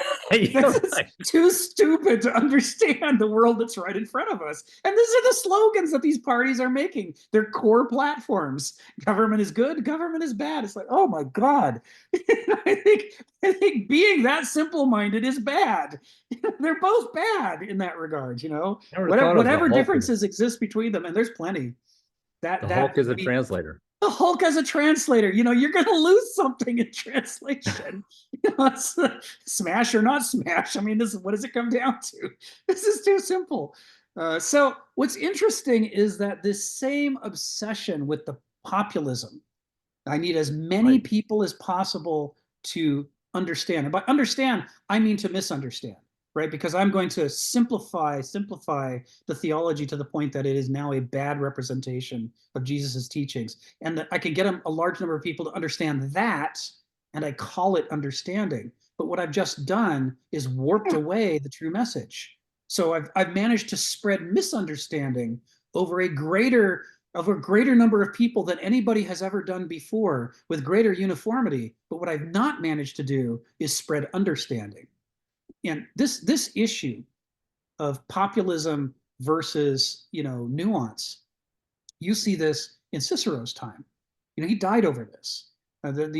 Although the Romans didn't have political parties, populares versus optimates. These are the two sort of factions in Rome, where the optimates, like optimum, optimates are focused on the good men, the men of authority and power in Rome, and the educated class, the ones who all speak Greek, who are reading the Greek classics and trying to use those to understand with, i.e. old money, right? That's the optimates. And that's who Cicero backs. But Caesar backs the populares. And the populares are obsessed with the common rank and file. And they're obsessed with the common rank and file because, sure, these people don't have an education, but they can be led by the nose very easily. All you have to do is praise them a lot and give them tax breaks and goodies, the bread and circuses stuff. And Caesar's good at that. And it's scaring the crap out of the optimates. because he's able to generate these large mobs that are fanatically, backing Caesar. This is part of what he's killed over. It's not just that he's taking the reins of the empire, but it's that he's feeding Hold the on. beast. Could you put in somewhere like a source or a link to these sort of dichotomy between the optimates and the whoever's? Yeah, and that the would be really populace. helpful. Because Yeah, the populace. there's a Because Wikipedia I don't want article. you to speak on it. Yeah, exactly. Something I could read would be fantastic. There you go. There you go. Thank you. Optimatus versus popularis. So Cicero, many of his spectacular rhetorical speeches are in favor of optimate policies, and he's dancing in his life. He has a certain amount of hypocrisy, despite the fact that he's considered one of the greatest orators and writers in all of Latin history. He's doing a certain amount of hypocrisy because he keeps finding himself in trouble with the populares who keep rising to power. There's this tug of war in Rome going on, and if you're on the wrong side, someone puts a sword in you, which is how he dies eventually, right? Mark Antony has him murdered because he wrote a bunch of spectacular rhetorical essays, criticizing Mark Antony as a thug, which he was. So Mark Antony proves he's a thug by having him murdered. The HBO series includes that, the Rome series. It's well worth watching. But this is the issue. Are you going to have your dominant culture, a normative culture, not normal in the modern sense, meaning whatever people do by average is normal, but normative as in, here's what we expect of people, and now you must strive to better yourself to reach that level. There's something in people that wants to, this is something that ancients understood better than medievals or moderns. There's something in people that wants to grow and develop. We don't want to remain infants. The infant contains a teleology based on its own nature that makes it develop. And it doesn't just develop involuntarily and against its will, it wants to develop. There's a reason why kids want to watch shows like Star Trek. They don't want to grow up to be kids who sit in their cradle crying and sucking their thumb. They want to grow up to be Captain Kirk or Spock. They want to fly spaceships through the stars. They want to stretch and reach. And that desire to grow and to do better and to improve is part of human nature. If it weren't, we would fail as a species. I mean, kittens want to grow up to be cats, right? Cheetah cubs want to grow up to be cheetahs. Little kids want to grow up. Now you can damage them to the point where they're afraid of it. And if you make a world that's a dystopia, then they'll be really afraid of it. And the adults might spend all their time fantasizing about childhood. But the truth is there's something in us that wants to stretch. So the optimata versus populare issue is, do you talk, let's talk about it with kids. Do you talk down to kids and belittle them and speak baby speak to them? Do they love that? Or do they want you to speak to them like they're adults and can understand? Even if they can't understand, do they want it to be presented to them so that they can chew on it and struggle with it and stretch their abilities? Why does a kitten or a child run around the house jumping and racing? That they want to use their faculties to develop them further, to be able to do more tomorrow than they were able to do yesterday. And the way they get there is through play, by exercise, by stretching, by trying things. They don't do that if you feed them a relentless diet of pablum, pre-chewed opinions, baby talk. And it's why a lot of the stuff that was made for children in the 80s, people can't watch anymore. Even kids today can't watch. It's too goo-goo Bob Gaga stuff. I mean, it's like, ew, they don't want it. It's tasteless pablum.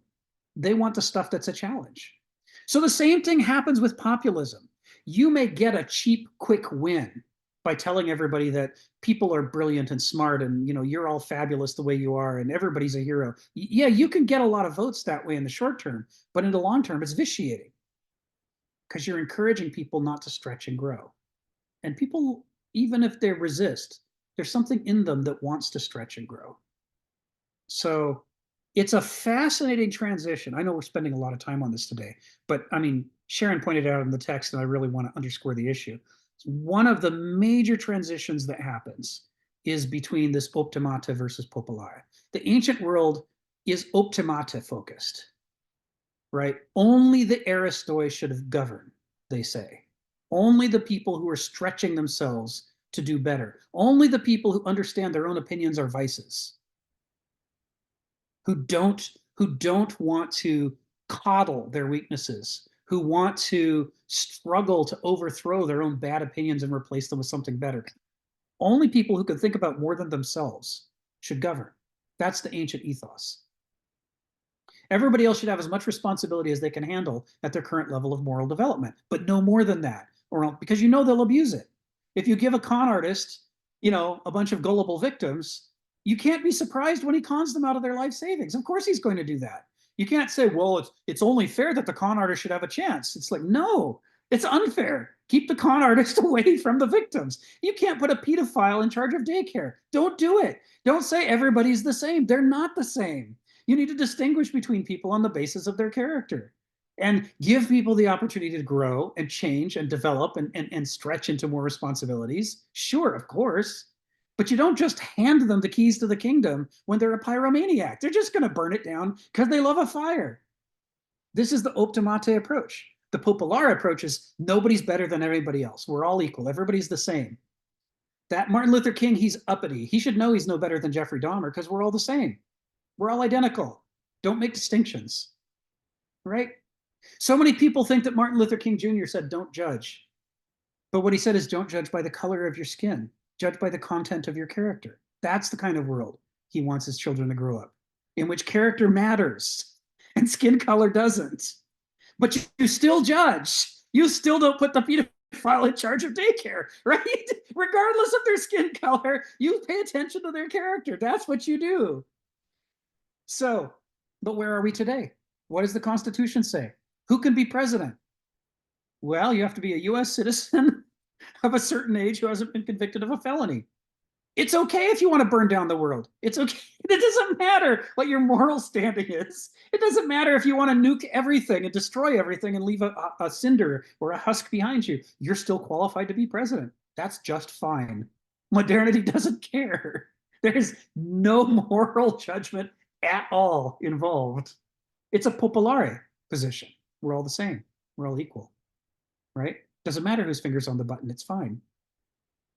So the point that I wanted to make, I got lost in my enthusiasm here for a moment.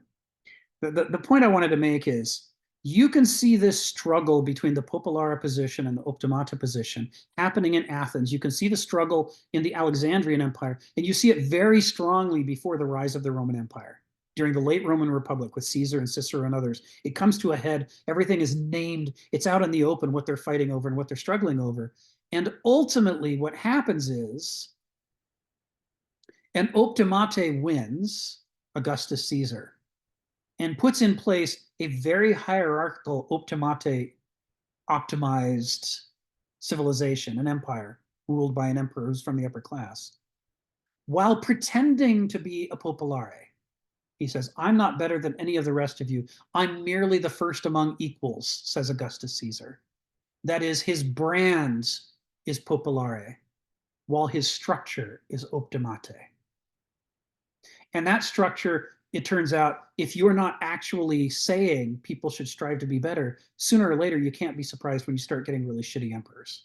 After all, you said everybody's the same, right? I mean, what was the consequence going to be? You just said anybody could be emperor. That guy over there, who's a con artist is like, hey, I could be an emperor, right? You've removed the value judgments about who should govern. So the Roman Empire put in place that idea of hypocrisy in populism and a structure that could be run by, and that anybody could run. It put in place the idea of baby talk. So by the time the medievals just pick up the reins, that's part of what they pick up. And then they just double down on the populism. It's going to be baby Latin from here on out until Petrarch gets sick of it. Phil, come off mute and tell us what's on your mind.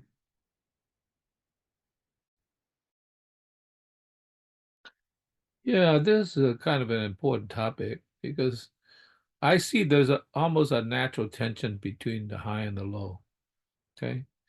And it seems to me there should be some way to mediate that so that it works. I mean, one way you could do is have just a pretty strict class system, which is like a caste system, You're born as a carpenter, you'll remain as your father was a carpenter, your great-grandfather, and you will remain a carpenter, that's it, right? But it seems to me like there ought to be a different way, because human beings, by and large, even the dumbest people want to be able to fluidly move and arise to wherever they belong. Okay. So it seems to me, I was thinking of a metaphor. How does, oil and vinegar mix? It has to be in movement for it to mix. So there has to be a way that allow for the movement, the appropriate movement, to move. And I felt that in a way, America, in some sense, had a right to a certain point when they emphasized the middle class, because the middle class is encouragement. It's kind of like the Middle East, the crossroads to both. And and seems to me the destruction of the middle class is what created this diversions in the economy. Because we develop a civilization which we depend on the economy as much as anything else. My thought is, it used to be, even when I went to school, I was very poor. The public school system were pretty good. I mean, they weren't like elite Ivy League schools, but they were pretty good. And you could arrive, you could get into it relatively cheap, and you could learn. You could almost. I went to Berkeley for much of my education, and that was ranked at one time as the #1 university in the world. So that it was better than, like Harvard, yeah, and Yale, supposedly. So in some sense, that allow for, you have the possibility to move however you want and rise to the level you could handle or whatever. But the problem is that, since then, education has moved further and further away. The rich people have extracted their kids. They don't want to pay the taxes. And they destroyed that structure, so that, in a sense, if you don't get to go to a prep school, you just went to a regular school, it's it's a much lower level than it used to be. And that's a relatively short time. I mean, within my adult lifetime. And so, also because we have focused so much on the economic structure, which is important. I'm not going to underplay that, because after all, we have to live, we have to pay rent. And it's stressed so much that, in a sense, you created a structure in which, instead of rising on a level about rising your humanity, in some sense, you're rising in terms of your skills. So in a sense, even if you get to the top, you are actually just part of the structure, right, of the economy. So I mean, Amazon has shown that, because Amazon is like a feudal system in which you could be a good business, but you're going to have to buy a storefront in Amazon. So you might be a capitalist, but you work for the warlord that controls your distribution. I mean, so in some sense, you become at the top of your restaurant, or the top of your producer of a certain thing, but you still have to play with the overlord. Even though you're a minor lord, you still have to pay the overlord in order to operate in the marketing system. So in some sense, it almost seems like no matter how high you rise, unless you're the guy that owns Amazon, it's like you're still a servant of some sort. So in some sense, it also kind of brackets the fact that rising to the top, in some sense, doesn't really matter on ultimate level. So, and it almost seems that this struggle to rise in this specific technological way has engender a way in which you have to not care about others. So, which means to diminishes humanity. I mean, you have to be, well, I'm not going to exclude everybody that's on the top of that they're indifferent. But most of the time you're struggling and you want to put the other guy down, And that struggle to get on top it's okay, but you have to also understand there are other people that can't rise to the top and they have to be provided for in some way. So, and when you don't have the basis of, in the sense, the most important thing you could learn is how to become a human being, then in a sense you lose that part because it's all a technical education. And that's where the problem is, you know. We've lost the middle class, so which means you, in a sense, oh, you could go up maybe to lower middle class, and even then, you can't even afford to buy a house. I mean, it's like it used to be, you know, everybody could afford, well, not everybody, but almost everybody could afford a house. You could at least, you know, aspire to owning a house, you know, and maybe give it to your children when you die. But now you can't because they figure out a way. No, if you're poor, you could also get one of those funds, you know, that pays out for your house. And so by the time you die, there's nothing left for your children, nothing, because you spent it all, because you need to spend it in a desperate situation. So all that structure means that the relationship of the top and the bottom, you know, you could say high culture and low culture, is like instead of allowing the fluid flow for things to rise to the top, we suppress that. Yeah, maybe not totally, but we pretty much suppressed it. So in some sense, it become a problem. So I think that's where the problem is, and that's why you have civil wars. That's why we have this sort of struggle now within our society, rather than struggling outside of.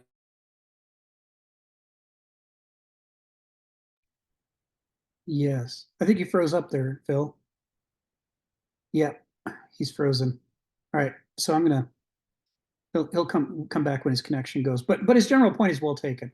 You know, it's part of the balancing act that sort of kept the US economy together, depended on the presence of a strong middle class. And when we reached the point where we decided to cash it out, you know, through the S&L scandals and the junk bond scandals, and we did all these things that sort of raided their savings until we really split into an upper class and a lower class in a way that we hadn't been for a while. And it's made a mess. Ari, come off mute. Tell us what's on your mind. Hey guys, first it's lovely to see everyone. I was, of all things, really enjoying Rick when you got a little too excited. That's rare form to see you, and that's great. That's kind of what this is about. We get new perspectives. So one of the perspectives is Rick's excitement, and sadly Phil's bad internet. But I want to respond to Phil, even though I don't know if he can hear me if he's not here. But he had an idea earlier. In general, I want to marry a bunch of ideas, but specifically, I want to marry these ideas a little differently with addressing the text. And the text that I'm going to address here is this oversimplification. Let's see, get to it. Where is it? Oh yeah, God's logos, his authoritative regime of way of ordering the world is, you know, decay into simplism, or I would call simplicity. It seems like a simpler word, ironically. I don't know how much I lose with simplicity over simplism, but it's an ironic idea. That really I was going to offer again maybe a hypothesis as to what's going on here. And it's not entirely my hypothesis. It sounds actually mostly like, we referred to him before, Dr. Ian McGilchrist's hypothesis. He specifically says it's the domination of the left hemisphere, the left brain over the right brain. But in general, it represents a lot of what we're saying is of logos dominating mythos, or abstract words we would say noesis dominating gnosis. And it would seem like at the heart of consciousness, this is also what's going on. And I want to relate the idea of civilization itself being like, or culture acting like a single organism, and how single organisms, specifically us as humans, have this battle going in with us, and a little bit of the neuroscience, but also a well understood psychiatry or psychology boils down all mental health disorders to a dysfunction between the left and right hemispheres. They don't exactly know what's going on, but if you look at the signaling, it's clearly that there's a miscommunication. And it's almost like what's happening in the brain, and maybe within the brain and the nervous system as a whole, also not just a left-right, but a top-down thing, is there's, instead of being cooperative as a single organism, it starts to behave as combative against the self. They start to fight against each other for dominance and control. Instead of like dance partners that are dancing cohesively, it's, let's say the dance is not going well or they're losing the competition, they're fighting over who's the leader and who's the pacer. And I would argue in this sense, to follow McGilchrist's hypothesis, that you see this dominance in essentially what Nietzsche is also saying, this dominance of the Apollo style abstraction and specifically representation of time through words. And these things are objects. They are fixed and they are essential. And this is best represented in the Platonic forms, that these are timeless things as opposed to the Gnostic way, which would be that everything's alive. This also, he says specifically in the text, talks about that the ancient way was an animist and a souled world, which is essentially, it was saying, a living and always self-constructing. It's always new. It's never static. It's always moving and it's always complex, and it's this beautiful form, but it's like almost like a ballerina. If you were to look at every cell in the body as they move, it's crazy movement. But if you withdraw, it looks very elegant and patterned and makes a lot of sense. So in this case, if you're going to portray the ballerina as simply like as you might with AI, where you have some dots to represent parts of the body and then you reconstruct it on a video screen, this is taking the living object and turning it into, a living object, a living organism, into a non-living object. And now you can greatly predict where it's going to be in the future, so long as it obeys the essential rules that it has, and it doesn't change. And this ultimately very much reminds me of something that we've probably never talked about here, but it's a really interesting, apt idea of a human being when they're depressed. They have a lower part of their brain. Specifically, there's these two places that process what we feel, called the cingulate cortex and the insula, and they talk to each other and they do a bunch of things, and that's where we construct our feelings about things. That's just our unconscious mind telling us what we feel about, like, we've seen car accidents before, and then when we're in one, we know that it's a car accident and it's terrifying. Similar to a roller coaster, it might feel terrifying, but we've seen enough people go on it that it's really fun and we know it's safe. And so that's what that unconscious part of our mind is doing. But there's another part called the prefrontal dorsolateral. It's just the forebrain on the left. It's weird, it's also on the left. When this is when people are depressed, the lower part of the brain initiates, meaning signals first, and the upper part of the brain signals later, distinctively later. Meaning, if we're going to make the metaphor here, it's like the lower part of the brain are like the players, and the upper part of the brain is like the coach. And in a healthy person, the coach is talking first, the upper part of the brain signals first, giving expectations about what these things mean, and then the lower parts of the brain follow suit. And this is what we would describe as a leadership model and top-down dynamics versus bottom-up. A populist society is what we'd say a bottom-up society, which is purely about what we're feeling right now and having no way to process it in terms of our history or complicated ideals. And there's something very important here, that why, I'm almost asking why, not just how or what's the value, but why, almost as a being with purpose. Why is the medieval era, able to use this oversimplified sort of return to a much more simpler, less robust form of language? Why is that a value? Why is that the con, so to speak, that the con artist is using? And it has to do something with something that I don't know how much you guys know about or would engage with me, but pretend that I know what I'm talking about and just go with me, that this is very much like in the cooperative way, what people do in cognitive behavioral therapy, or in the coercive way, what people do in brainwashing. You do a transvaluation of values through changing language to be very, very simplified, to rechange it. And you have, in order to rechange it from something it totally was to what it, or what it isn't to it is, it's like you're going through a mountain of trash and you're picking out one thing from it and saying all the trash is like this. And now your trash is actually your treasure. And this is the transformation of things being bad and horrible in the Roman ancient era, where it was falling apart and it was very populist. In order to get away from such a populist, sort of depressed space, and depression in this case is defined by an inability to move forward. an inability to use energy. In humans, the same way, ability to imagine a better future for yourself, ability to plan for more for the future, ability to take action for your future, while a depressed person just sits there and is unable to do anything and believes that the past that they've experienced, they're locked into and there's no escape. And that the feeling that they feel right now is that the feeling that they'll feel forever. And this is a noesis state. Noesis says we just feel like in a very Buddhist Zen sort of strange way that if you just experience the now completely and deconstruct reality, take away its words, you have a pure noesis sort of state where we're just experiencing the now. And to some degree, this is a very populist position if you have everyone together. And what you need in order to move forward in cognitive behavioral therapy is you need to give a person a story of their future that they can believe in. And you do this in the beginning by really, really simplifying the values, really, really simplifying the words, and you change the words' meanings. And you do this, you give people a new picture, and you start with a low resolution picture. And as you're pointing out towards the Renaissance, once this picture gets going, then you can really robustly build this language to create a saturated framework. But in the beginning, you just need a solid framework that's very simple and completely gets rid of everything else.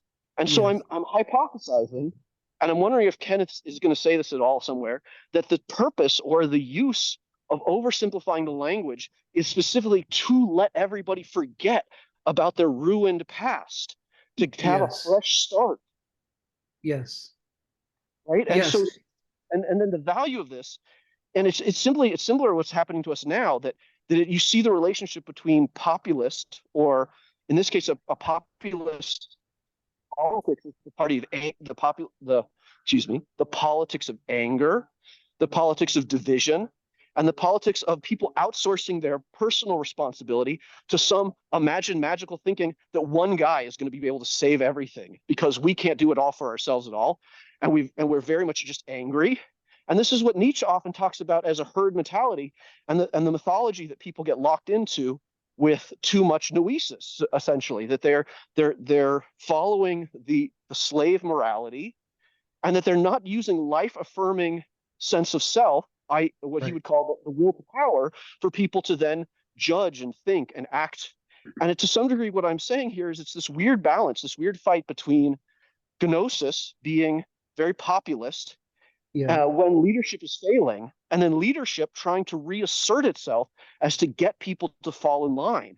And this is where it starts off as a small, like if you look at a teeter-totter, on one side at the end of the era where gnosis is so embedded, you need something new, a new noesis that can counterbalance it, but it gets so strong with its own acceleration that it completely takes over. And then the populism will take over again when this story that we've constructed with Christianity no longer matches up to reality. I think best embodied by Copernicus and then Galileo.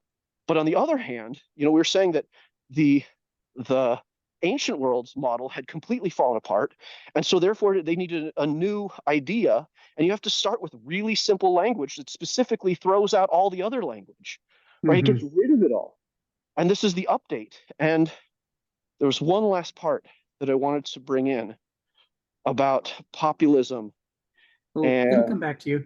Okay, yeah, this is good. But this is the idea that I think there's a tremendous value that I was hoping other people might launch into, is the value of simplification. What this does for allowing the epic to die and the new one to be born. Thank you, Ari. And we got a pile of hands, and I suspect a lot of that is inspired by what you were saying. So let's go through them and see what we've got here. Stephen, come off mute and tell us what's on your mind.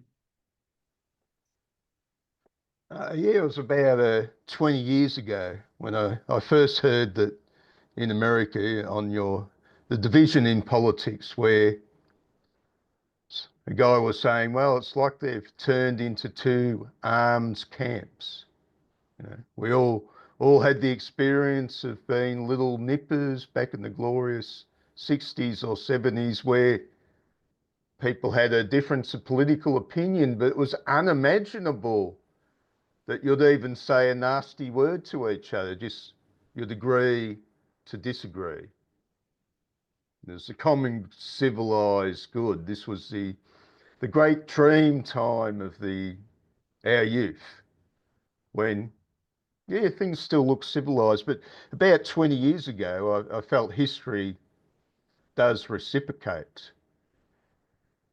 And when I heard that, I was exploring a lot of issues back then. So I figured out, well, if the theory is that somehow there's certain qualities in history which repeat themselves every 2,160 years, then you'll be hitting the Gracchi phase about now.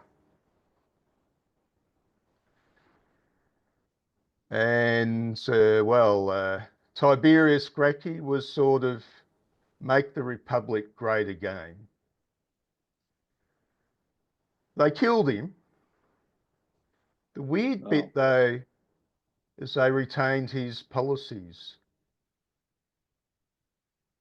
which makes you wonder why they wanted to kill him. And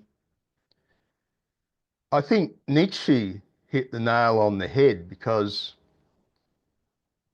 what did Nietzsche basically talk about in relationship with the glorious human being? He said he's driven by emotion. He said basically resentment, envy, pride. I'd spent years in the glorious 1960s and 1970s, and the books are full of science and the wonders of man. And you'd think pride, oh, that's just something they had in the Middle Ages. Maybe a few hot-headed youths in Florence in the 16th century. But Nietzsche's saying, no, it's still your major motivation today. Only the medievals were smart enough to figure out it was their major motivation. Today we're so dumb, we've forgotten that. I think Goethe was pointing out the danger of ideas, though, when he gets Faust to retranslate the Bible. In the beginning was the Word. Oh, I don't like that one. So he goes, in the beginning was the idea. And he goes, no. In the beginning was the power. And then, in the beginning was the deed. We live in a culture which worships ideas. Idealism. Now, when you get something like the Word, which I translate as the message, it's basically saying God can send a message to his creations and they're all going to stand up. This is the magic. It's not his force at that very moment. He's already emanated that force into the universe. He only has to send the code, and his creation will do what he wants. So the word seems to be some sort of code, some sort of message. This is something more profound than a simple idea. And the thing with ideas is that you can justify any set of ideas. Which door do you want to open? They'll have their own set of results. But today it's being taught, there is just the one idea, that everything can be boiled down to the one simple idea. But anyways, regards the idea that somehow more taxation will solve America's problems, well, it's really a question of efficiency. When you look at total US government spending, well, on education alone, in terms of hard dollars, the US spends the GDP of Russia. On health alone, it's Russia again. Now, when they talk about tariffs, when they talk about dealing with the inefficiencies, well, Donald got himself one of them smart guys. And they might make a lot of mistakes in the process, but really the US is at a point where it has to regain efficiency or it's going to go under. You have to start bailing out the boat or you're going to go under. Everything's just beautiful to the exact point you go under. It's a bit like the Titanic. You can get out the band and play beautiful music on the quarter deck and hold your martinis and everything's beautifully civilized till you hit the water. Then you know all about it. But America is due for a huge correction. And that doesn't mean that the new broom is going to sweep the right way. But you have to do this, you know, in a historical situation in a nation. You actually have to do it now and again because things get out of hand. You don't do it, you're going to go under.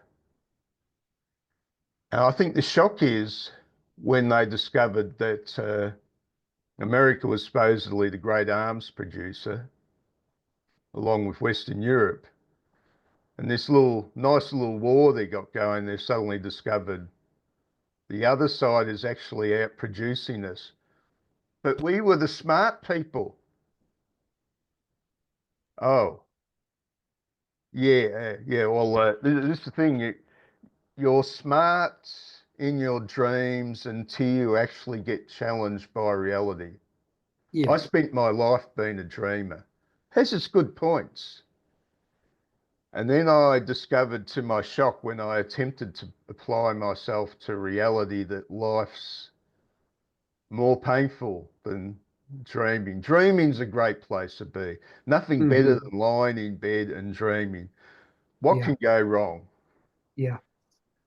Until you get tipped out of the bed on the floor, you're just sailing along. But beware of ideas and this belief that one day I'll find the master idea to solve all the problems. That's right. Certainly ideas are great. I think, you know, Schopenhauer and Nietzsche were pointing out something different, that ideas are fine. For example, they start to use questions around the will. What is the will? You actually have to get up and start doing something. And unfortunately, in the process, you start finding out that some of the ideas you cherish are pretty good when you're dreaming, but they don't work with reality that well. I put it down to this. I'm keep on trying to point out to people in this meetings that there's opposites, that idealism and realism are opposites. And what's scaring me that I'm getting a sort of blank stare. It's sort of like people are so preoccupied in their models of reality, and that's what ideas are. Yeah.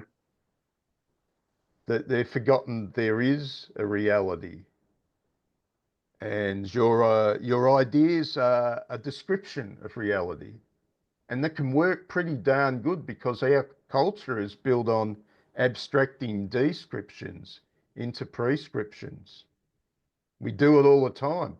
And most of the time it works very well until you reach the point where you've become so hardened in a particular set of prescriptions that you're starting to do things wrong. Thank you very much. Thank you, Stephen. Yeah, I mean, increasingly, I think one of the most important things for people in their lives is that they have to have some part of their life where they are active doing something that matters. It matters if you fail. It hurts if you fail. Whether it's, you know, gardening or building a bridge or doing anesthesiology or writing software, art, whatever it is, something where it makes a difference between success and failure. And you need that to give reality a chance to push back against your ideas. And, you know, wherever your ideas are out of sync with reality, you're going to fail. And because it matters, it's going to hurt. And because it hurts, it gives you a motivation to learn, hey, I should give up that bad idea because it leads to failure.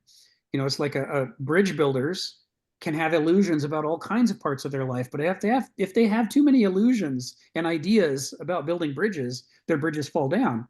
And then either they learn and do better or they stop being bridge builders. But either way, you know, there's a winnowing process that can be very educational for us. If we've got no part of our life in which something's at risk based on our ability to apply our ideas to do good in the world, then what happens is we just stay dreamers, like you're saying, Stephen. We stay stuck in our ideas because they've never been put to the test. They've never gone into the crucible. We've never given reality a chance to knock some sense into our heads through our failures. And there's too much of that in the modern world. The modern world has so many ecological niches where the work that people are doing is of no importance. Pushing papers around is a huge part of the real world. You know, working for companies that do things that don't matter. But this is the only company, this is the only job you can get. So you have to do it. And then it doesn't really matter if you succeed or fail. You know, it's you get these situations where, and this is rife in the government, it's also rife in the private sector and in nonprofit sector. You get these situations where success isn't defined by anything real. It's defined by a checklist of metrics. And then you do something that in the real world would count as a failure, but your system tells you it's a success. You continue with your failure. And I can tell you that's what's going on in the VA right now with medical software. You know, they're ever since they got co-opted by the Cerner project, it doesn't matter how much they fail. In fact, failure is a success because the whole point of this thing is to spend money on the Beltway. So the more expensive it is, the more money is going to the Beltway, and the more the Beltway supports the congressman in supporting the budgets for the VA to spend more money on the Beltway. You get this circle going where failure is a success and where it's rewarded. And in that circumstance, people's crazy dreams don't get challenged by reality. There's too many perverse incentives separating people from the consequences of their actions. And that's how you build up these bloated budgets. It's with these kind of, you know, the whole purpose of the thing is to spend money, not to actually achieve anything. It happens in government. It happens in the private sector too. I mean, I know a lot, so Seattle, I know a lot of people who work at Boeing and a lot of people who work at Microsoft and Amazon, and they tell me things about what it's like in those organizations. And the same bloat that we see happening in these federal agencies that have been co-opted for corporate welfare, that bloat happens in all these private companies too. So it's what we're seeing is something that goes way beyond the Republican Democratic talking points about government good, government bad, government wasteful, government efficient. And it goes to, we're at a stage where our economy is not giving us the kind of feedback you're talking about, Stephen, where, you know, we want the feedback to show us our failure so that we'll learn something and get out of our dreams. But instead it's become sort of cyclic and incestuous, where you get these cycles of failure that are not treated as failures, and nobody learns anything. And then it just gets more and more wasteful as the years go on. Well, the It's way gross. out has been borrowing Yeah, essentially foreign money. essentially, that's right. That's right. And it worked until all those little foreigners got together and thought, you've been giving us a bad deal. Yes. Say, we'll call ourselves the BRICS Yes. and we're walking, dude. Yes. And But this you know, means the borrowing trip's not going to quite work as well as it used to. but to get out of this problem would require an appetite for complexity and nuance that we just don't have anymore. We don't want to wrestle our brains into asking difficult questions.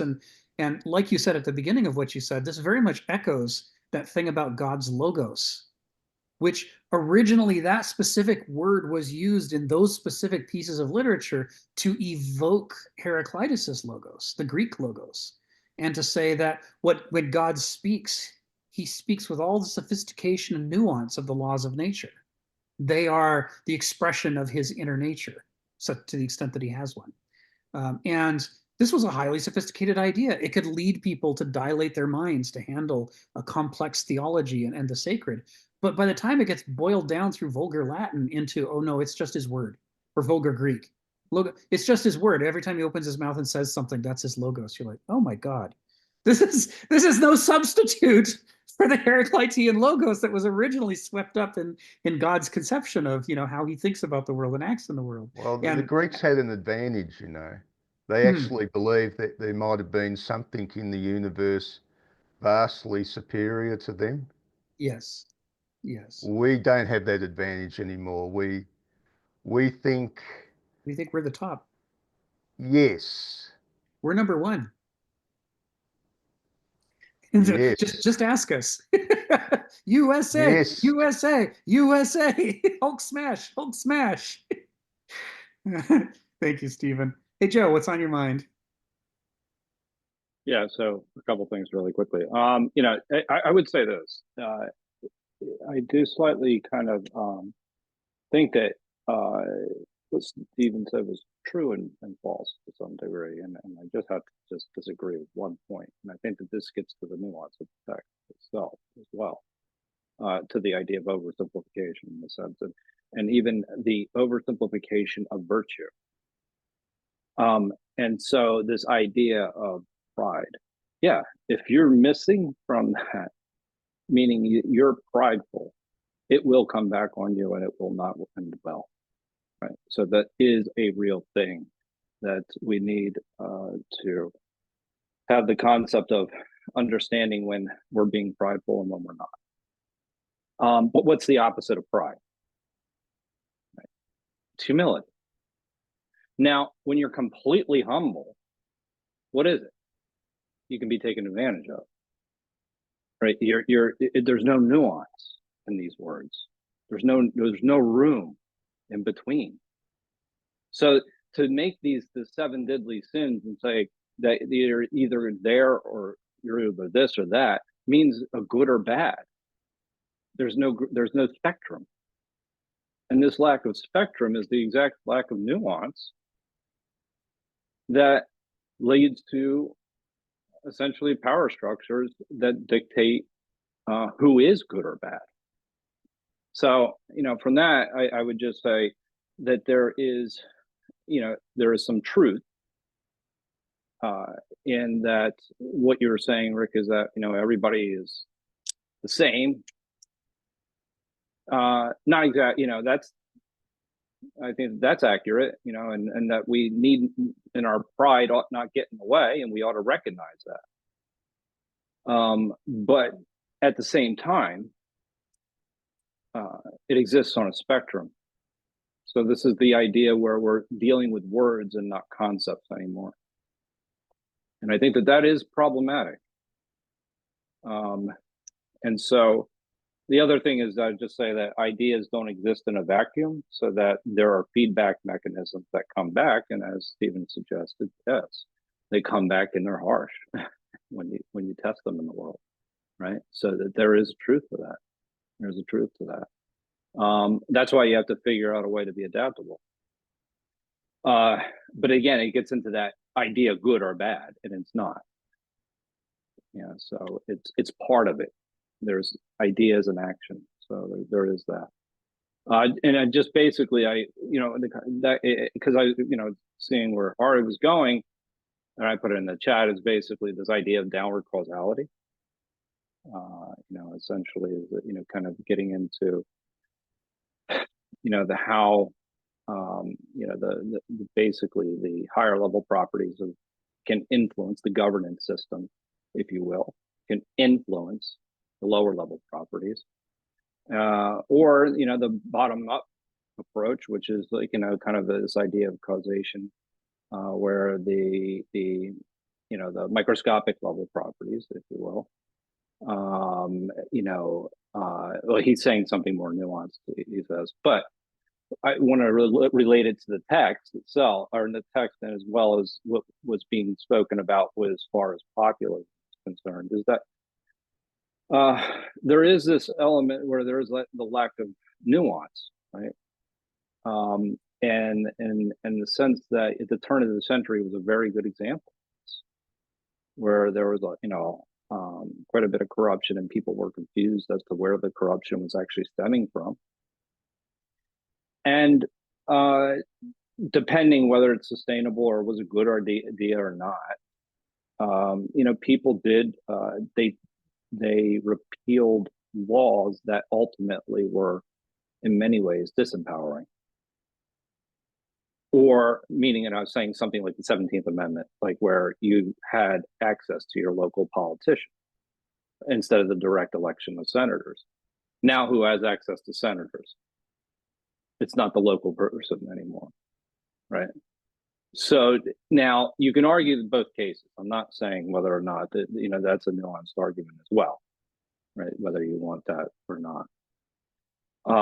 But there is something to be said that it wasn't necessarily thought through coherently. And the idea then all of a sudden there's an income tax. Okay, all right, you know, that we can agree that, you know, taxing income makes sense, but not at the expense of not taxing wealth. And that's what another aspect of this populist movement, where it's not coherent, not thinking, and it's made to think, well, this is good or bad, right? We just need to do this to fix our problem, and there's no nuance, and everything is lost in between. And this is an example of where, again, you have this kind of just this reaction, and you're not dealing in concepts, you're dealing in slogans. You're dealing in terms, and it's this simplification that leads to decisions that work against our own interests. And it's exactly right. So I'm very wary sometimes, of any of the, whenever somebody thinks that they have the silver bullet, or they absolutely have the answer, they know the outcome, and amen. And you might as well say it at the end there, because that's when you do think of yourself as a deity. And so, anyway, I think that that's important. But he was talking more about top-down rules versus, and then there's rules of inference that you can say what emerges into that eventually. Yes. I'll as well. Thank you, Joe. Yeah, there's Ari's talking about, the advantages of simplicity. And I think, this is one of those things where it's like one of the things that drives unhealthy simplicity is the insistence on the law of non-contradiction. Things can either be true or false, but they can't be both at the same time. But when we look at the real world, we find things are often true and false at the same time, because mortal perspectives can't take in the whole picture. And so we get these kind of paradoxical effects that are happening. And I think that that's true around the issue of simplicity. We're focusing on right now is this issue of the problems caused by oversimplifying language. But Ari's point about there being advantages to simplicity comes into play as well. And Donald's probably run into this. It's a software issue. It's very easy to make software that's too complicated to understand. Not just too complicated for other programmers to understand, but too complicated for the original author to understand. I think everybody who has the decades put in that Donald and I do on software has definitely experienced where you've written software that later you couldn't figure out what the hell you did. And part of it is that our intelligence rises and falls over time. We have good days and bad days. Some days we're tired and maybe hungover and distracted. And on those days, we are not as smart as we are when we're firing on all cylinders. So it is very easy to write things at your peak that you can't understand effectively during your average time. You sort of understand it. You think it's close enough until it's time to debug it. And then you realize, oh no, I blew it. I didn't get it right. So there's a process that's part of software engineering that's called refactoring. Donald will know about this too, where you go back to old, perhaps even perfectly functioning software, although often it has bugs. And you don't like rewrite it in another language or anything, but you rewrite it in the same language, in the same programs, but you look for opportunities to group things together that are related and to separate and disentangle things that are unrelated and never should have been put together. You sort of do the librarian effect, where instead of great piles of books all over the place, you say, what if I had a section that was about, health, and I had another section that was about how to fix things in your house. And next thing you know, you can find everything again, because you've reduced the great mass of tens of thousands of books down to only dozens of categories, which is much easier to keep track of than thousands of books scattered randomly around. And so there's a way in which, rather than simple versus complicated, you look for a way to get rid of unnecessary complications while preserving healthy, necessary complexity. And part of the way you do that is with something called elegance. It's a theme that programmers often they may not get it in their when they're in their first couple of years, but sooner or later, especially after they've been hoist on their own petard with their own overcomplicated software, you come to develop a love of elegance, where elegance doesn't mean simple. Elegance means you have successfully captured all the necessary complexity, but you've done so in a way that organizes it so well it feels whole and simple.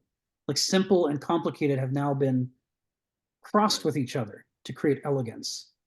And it's how you avoid stripping away the ability to express necessary things. You keep that ability. You just reorganize it into a cleaner format. So there's a thing you can do when you're dealing with old, corrupt Byzantine systems that nobody can figure out anymore.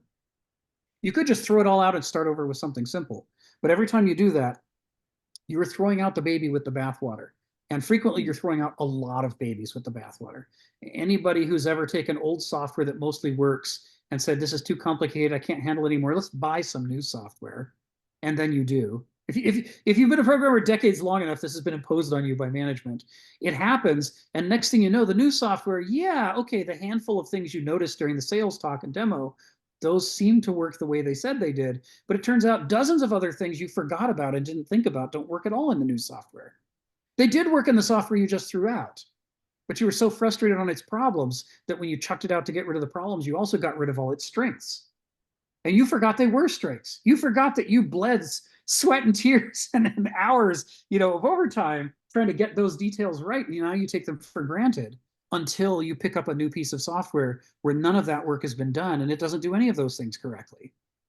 And so there is this way in which throwing out an old system to replace it with a new, simpler one can seem appealing, but it's almost always disastrous.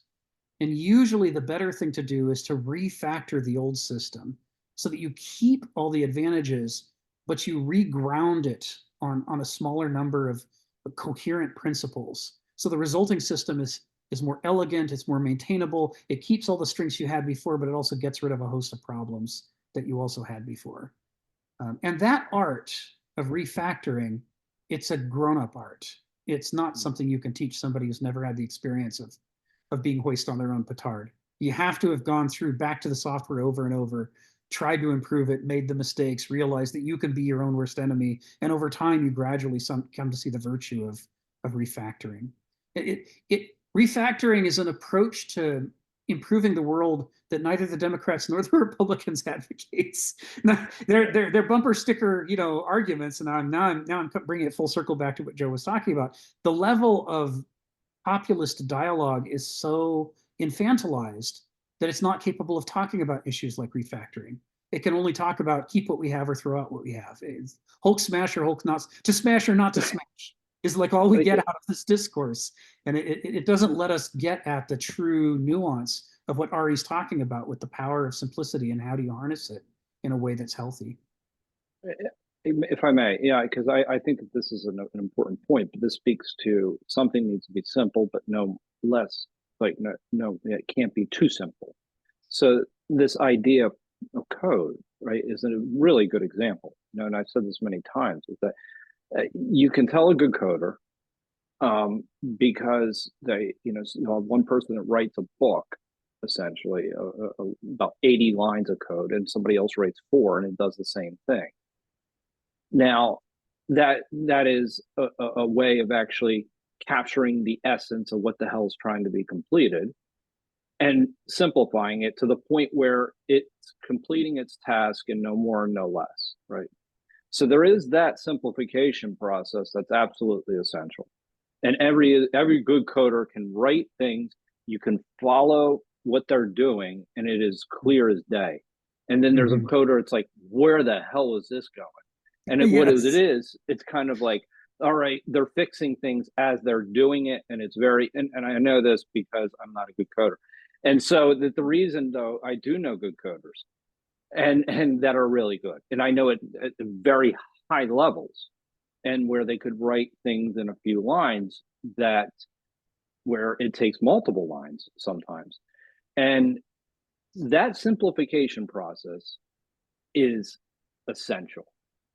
I mean, it is absolutely essential as far as, kind of how to improve a system and to see how parts interact.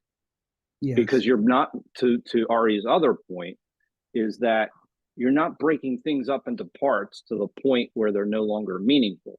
You're not breaking the code up so much that you don't even necessarily know what's going on.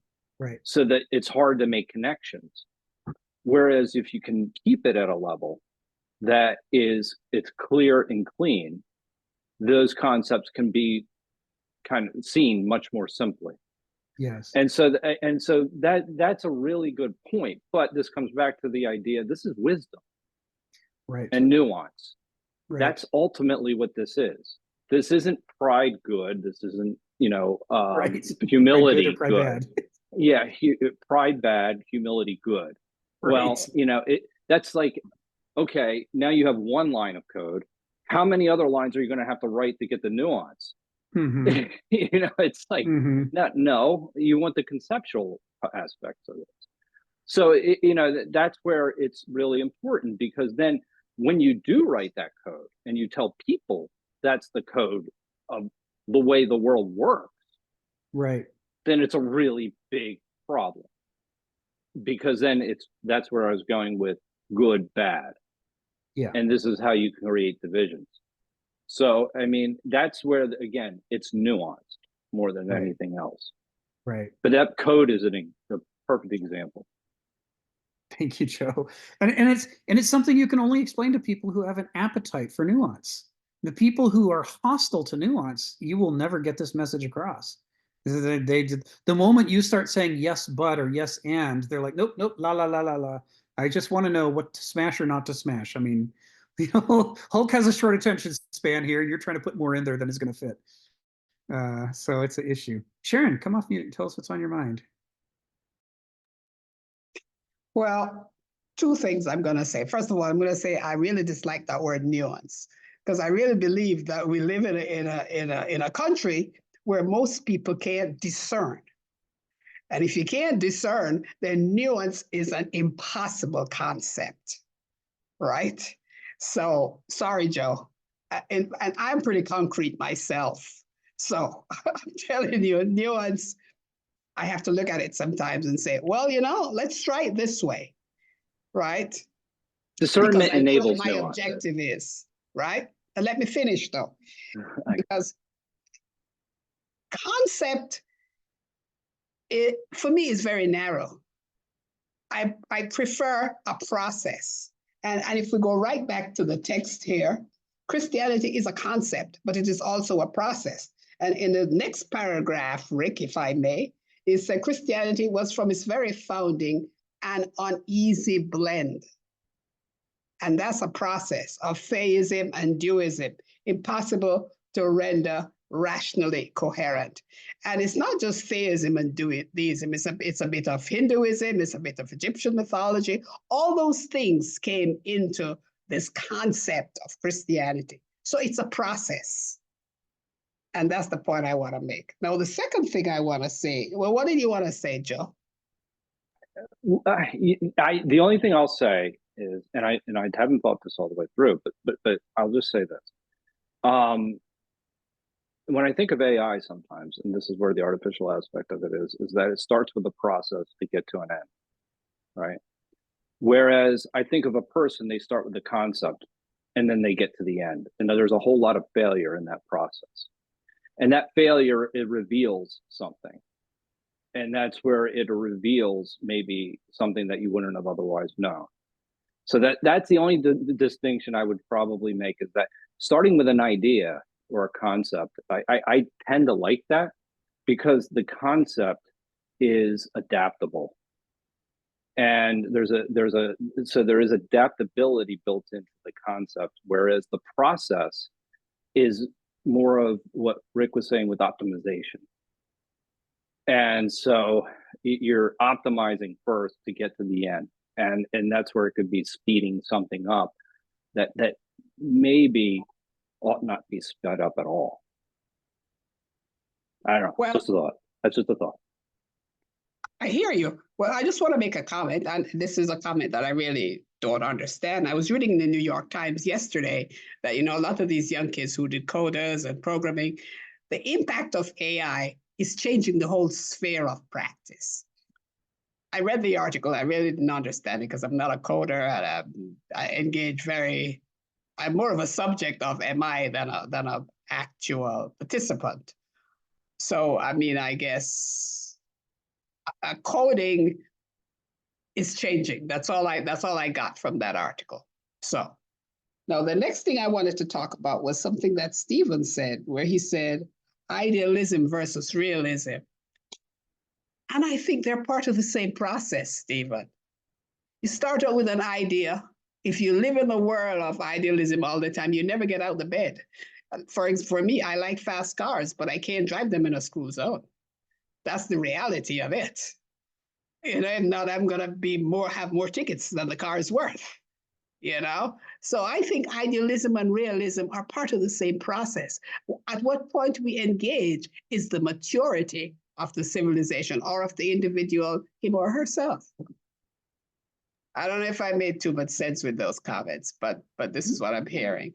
And I think they're important because as that wine, which is the Christianity, influences the medieval times, we will see these concepts operational at different points. Yes.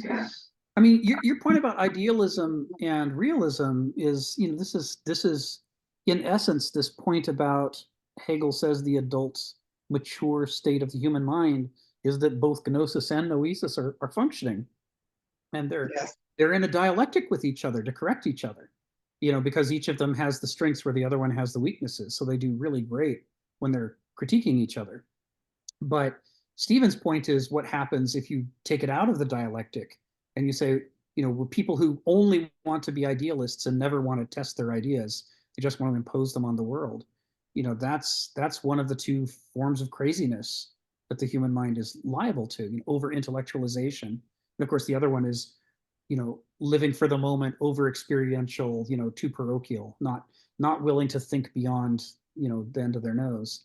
You're right. They're both problems. Joe's right. You take either of these things out of the dialectic, and you end up with opposites that are both where you start to. If you start to think in simple-minded terms, you start to think that one or the other must be right and the other one wrong. That's our tendency to turn everything into a polemic. And the moment we do that, we've lost. So we're failing to understand you need them both, in that relationship, in that dialectical. Well, that's why most things come across to me as a process. Yes. And everything is always transitioning. And I think that's life. We become very young, and then we engage in the process till we get old. It's a transition. Yeah. That's just a fundamental concept, Joe. So taking it full circle, to what Stephen said earlier, it's part of why, we get crazies in medicine just like you get crazies anywhere else. But there's a pretty good percentage of people in medicine who are able to appreciate the idea that you need both mental faculties, that you need to test your ideas against the world. And it's because medicine is something you have to work hard at, and where reality is going to push back when you're wrong, where what you do really matters. And so you get that cycle of learning going, where you have the opportunity to realize your idea is wrong. You need a better idea. Because if your idea was right, the patient would have got better, but he got worse. So, this must be the wrong idea. And that's really healthy for people. Well, that's probably why I say I see the two things operating in tandem. Yeah, I know. Disengaging from one is just, you're going to lose. I'm praising you. Yes. I'm praising you. I'm commenting on, it's not an accident that you, a medical practitioner, sees the two as belonging to be, together in a dialectic. It's, medicine is an excellent place to learn that. Not every medical person does, but a lot of them do, because it matters. You'll see it with bridge builders too. Bridge builders who refuse to learn from reality and insist on imposing their ideas, they have short careers as bridge builders because their bridges fall down. It's healthy to do things where reality has a chance to prove you wrong. That builds science into our lives, doesn't it? Yes. Science is the great educator. Anyway, thank you, Sharon. Phil, come off mute. Tell us what's on your mind. The first thing I want to mention is that I keep dropping out, not because of choice, but my internet dropped me out. We It assumed it always was the happens internet. at the wrong time too, when I'm just about to finish and listen to a response, it's gone. I Yeah. think I think God does not want me to learn anymore or something. I have no idea. Yeah, Ari Okay. had great things to say in response to you, Phil. So he did. You'll have to check the recording. Well, I agree with Sharon. It is a process, and so I begin with that. So, uh, in fact, I think that's the relationship between wisdom and divine knowledge, of divine understanding. And once we were talking about the virtues, and other people were mentioning all sorts of virtues, and I said, humility's got to be one of them, because humility is what you understand the relationship between human wisdom and divine understanding. Okay. And which means that it doesn't have to be a God. It could be just something that's beyond us. We call it divine. It's just like something we reach for, but we can't get,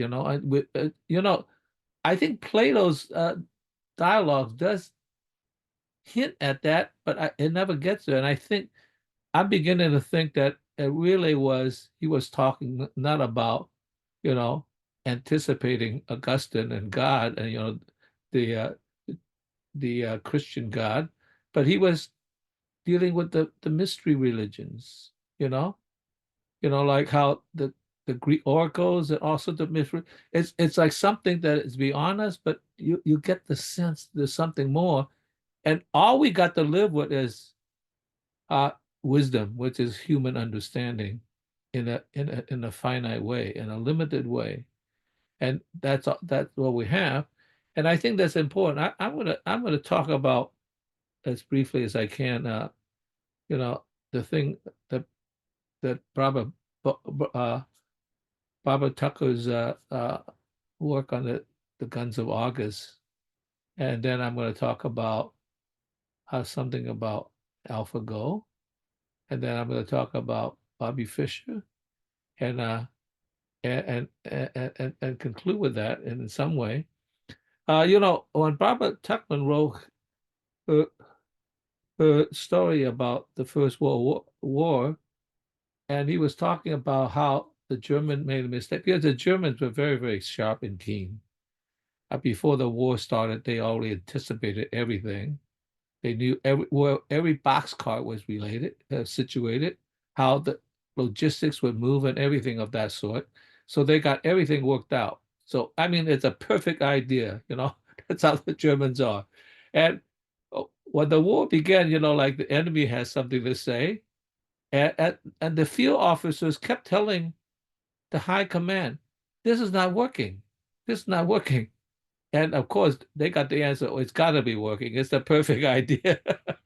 And so it turns out that it wasn't, and so there's something about, I recently learned something about AI. I'm not an expert in that, but AI, particularly with neural networks, I mean, it's beginning to be a situation about computational power that's way beyond human beings. Okay, uh, not thinking itself, but just computational power.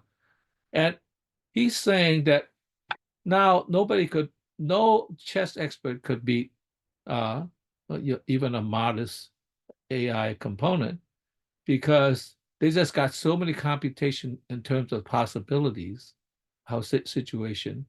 And he says in something like war and chess or whatever, maybe even in life, uh, advanced tactics will always outplay strategy, because advanced tactics deal with the scene, the situation as it is.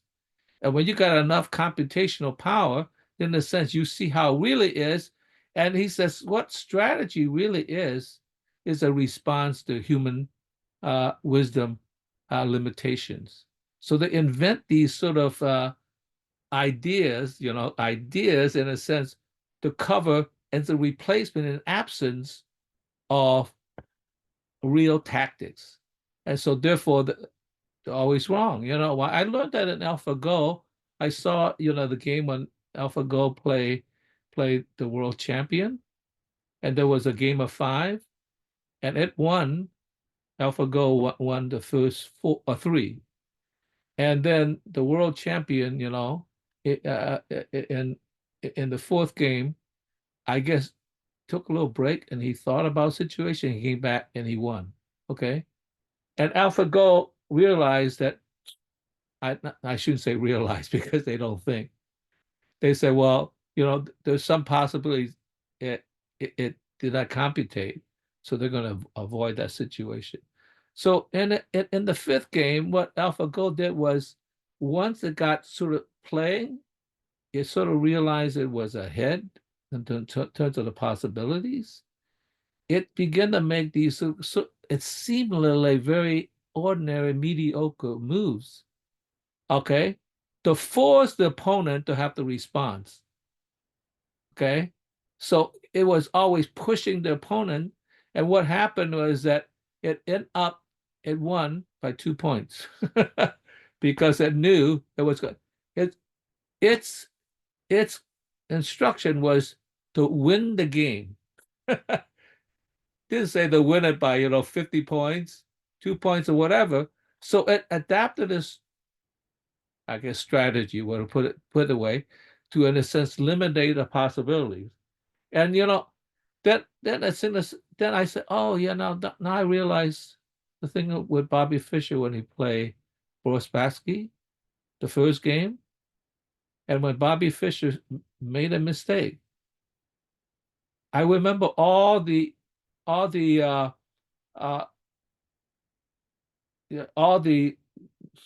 people announcing who were grandmasters. They were looking at each other and said, I think it's a mistake. The other guys, I think it's a mistake. But then they say, but it's Bobby. So they were afraid to say it was a mistake because it was Bobby, but it finally turned out it was a mistake. And that the reason why it was that there was other possibilities that even Bobby did not see in that sense, because he was working strategically rather than advanced tactically. Okay, so he lost the game because he actually he didn't see something that should have been seen. So in some sense, okay, so that led me to that's kind of like the life of possibilities in relationship to the life of realities. Okay, and that shows me in a way how it's shown in the double slit experiment, because in a sense, any electron, any particle or wave that falls into a thing, eventually, when you have a whole mess of it, a whole group of it, it turns out to be a wave. But any particular one, you can't tell where it's going to be. You might say, most probably in the middle. That's all you could say, right? But it could be at the side. So in some sense, statistical probabilities can't really predict that either. So that's one of the, I think, way they're trying to handle quantum computing, is that to generate the probabilities that in some sense will emulate a simulacrum of what the double slit experiment would be. But it does not actually produce a representation of the real thing. So the statistical probability is all we could come up with, even in high mathematics, of how it might be. So therefore, there's a relationship between representation and reality, right? We could represent it. And so we still live even with the aid of computers, even with AI, we're always going to have a representation of the world, not the reality of the world as it is. Yes. So I think that gave me a whole nother perspective. It's like, yeah, we are limited beings. All we have are these ideas, these strategies, these probabilities, but we don't have the actuality. Yes. And that's why for us, it's a process of coming to a specific solution Yes. by the best estimate possible. Okay. That's it. Phil, thank you. So that's really supporting what you're saying, Sharon. Yeah. Yeah. And it reconciles well with Joe's critique of it in the comments, which is there are strategies, or rather, the tactics only strategy is the kind of thing that works great for an AI, but a person can't pull off because we're limited to 7 plus or minus 2 conscious registers, and the AI is not. So it can go ahead and look ahead however many moves it needs to, but we can't do that. So, we can't do a tactics only approach. We need these strategies to piece together, because it reduces the problem to be small enough to fit in the 7 plus or minus 2 we've got. And it Well, gives us, that's a kind of wisdom. That is a kind of wisdom yes, in a way. So yes, in other words, even though you didn't say I'm going to seek wisdom, it turns out that's what a result is. yeah, that's right. And it's why for the Greeks, Sophrosune breaks down into the two tethered virtues: phronesis, which is knowing which way is health and vitality on the one hand, but also sopron, which is knowing where it isn't and avoiding those places. Knowing if you're a carpenter, there are things you should not do. It's just, it doesn't matter if it would seem reasonable to a non-carpenter, don't do it anyway. It's not what carpenters do. That having the combination is it simplifies the picture enough to give us a chance for our strategies to work. Well, it does make me scared in some sense, though. Like, I mean, AI does not think. It calculates a probability. What if AI end up being able to think? We don't even know what that means. I understand, but if it does, then like we're up the creek. Yeah. It is our God in a way. It's like, because it has to answer before we even come to it. And if it's married with mechanical objects, then we're screwed. Yes. Yes. I mean, it's ironic that we're at the stage of making calculation engines that are so strong that we call them artificial intelligence, when still the state of the art in characterizing human intelligence is to assign an integer to it. Like you're pouring water into a cup. Look, he's got more intelligence than you do. It's like, this is nothing about how intelligence works. Martin Gardner's book, on the theory of multiple intelligences, which came out in the 80s, I think, it just blew the field apart when it said, yeah, there's a reason why Einstein could be so smart at physics and yet not smart about using shaving cream on his face before he used a razor. It's like he had some intelligences and he didn't have others. There's social intelligence, there's emotional intelligence, there's the mind body, do you know where your body is in space intelligence that a gymnast has. They're all orthogonal to each other. No one integer is going to cover all of them. It doesn't make sense. And nobody has all of them. Because whatever you spend your time specializing on, the other one's atrophy. So, it's like, and yet with such a primitive state of understanding of how to describe natural intelligence, we think that we're qualified to say when a machine has achieved artificial intelligence. It's like, well, one more thing don't know what we're talking about. One more thing to support Sharon is like, what that means as a human being is that the process is the best we could do is come unto ourselves. Yeah. What we will become. Yeah. Yeah. Doing better tomorrow than we did today, that's a worthy goal. It's like, I don't achieving perfection or brilliance or whatever all these imaginary ideal word-based things are, that's for fools. My job is, I stubbed my toe on the couch today. I'd love not to do that tomorrow. Maybe I can remember the couch tomorrow. We'll just work from where, and this is what they teach you in traditional Okinawan martial arts, right? It doesn't matter that you're not a black belt. What matters is what you're working on right now. That's where your lessons are. So focus on those. And if you focus on those, you'll get better. If you focus on the things that are way outside of your circle of influence, you'll get worse, because you'll be wasting your energy on things you can't. It's like what Joe was talking about in his critique. It's like, yeah, the Hulk can smash right through that wall, but you can't. So you need a strategy. The Hulk doesn't need a strategy, but you do. And if you recognize that and you say, these are my limitations, and now what can I do from here? Then you can succeed. But if you just sort of idealize and say, well, I ought to be able to go through the wall, well, then you'll waste your life right there on the wall and never get any further, because you aren't going through it. You're not the Hulk. You need something up here more than to smash or not to smash. It's not enough. Anyway, thank you, Phil. That was great. Donald, come off mute. Tell us what's on your mind. Trying to find the unmute button. One, Phil, Barbara Tuckman is a wonderful source. I appreciate you mentioning her. It's one of the reasons we need wealthy people. She was able to pursue top-notch primary source history research and write the books because she didn't need to have grants or doctoral programs or anything like that. Her family just had money, and that sufficed to let her do what she really wanted. I like that. And I don't know much about Go or how it's played or what, but there's a guy on YouTube who will show you how to beat AI Go players, Go programs mindlessly. And he starts off by making a circle, and the AI gets so involved in circling his circle that it runs off the rails and loses. But now more seriously, oh yeah, here's less seriously.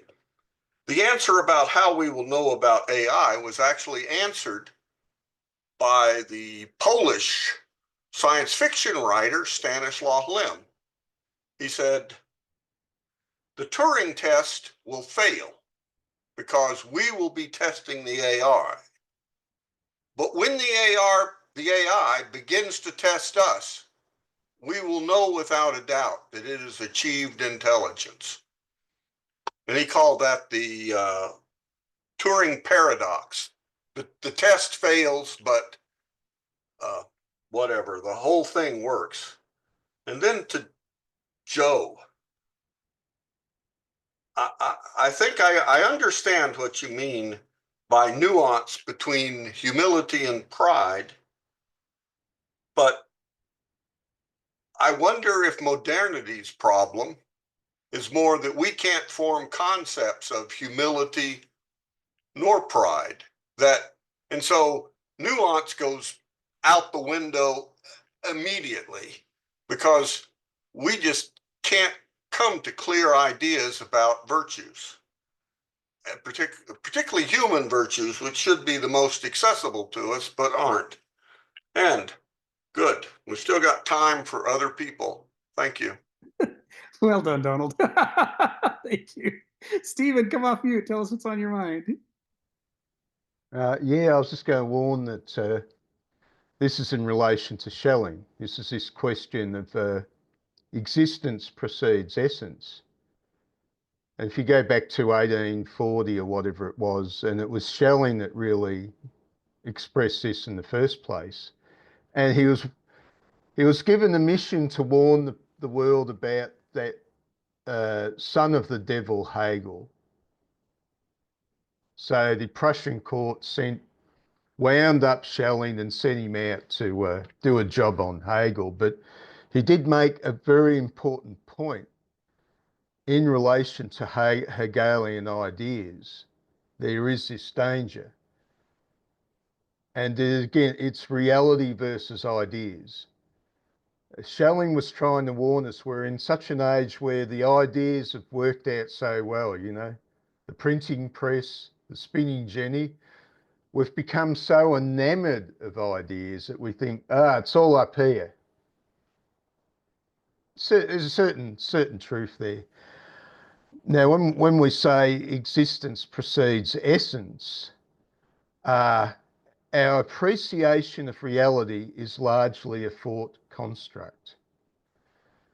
There is a theory that there is some actual reality that gets through. When a rock slams me in the head, I might have all sorts of ideas about the rock, but there's definitely some facts getting through. I'm actually appreciating something of reality.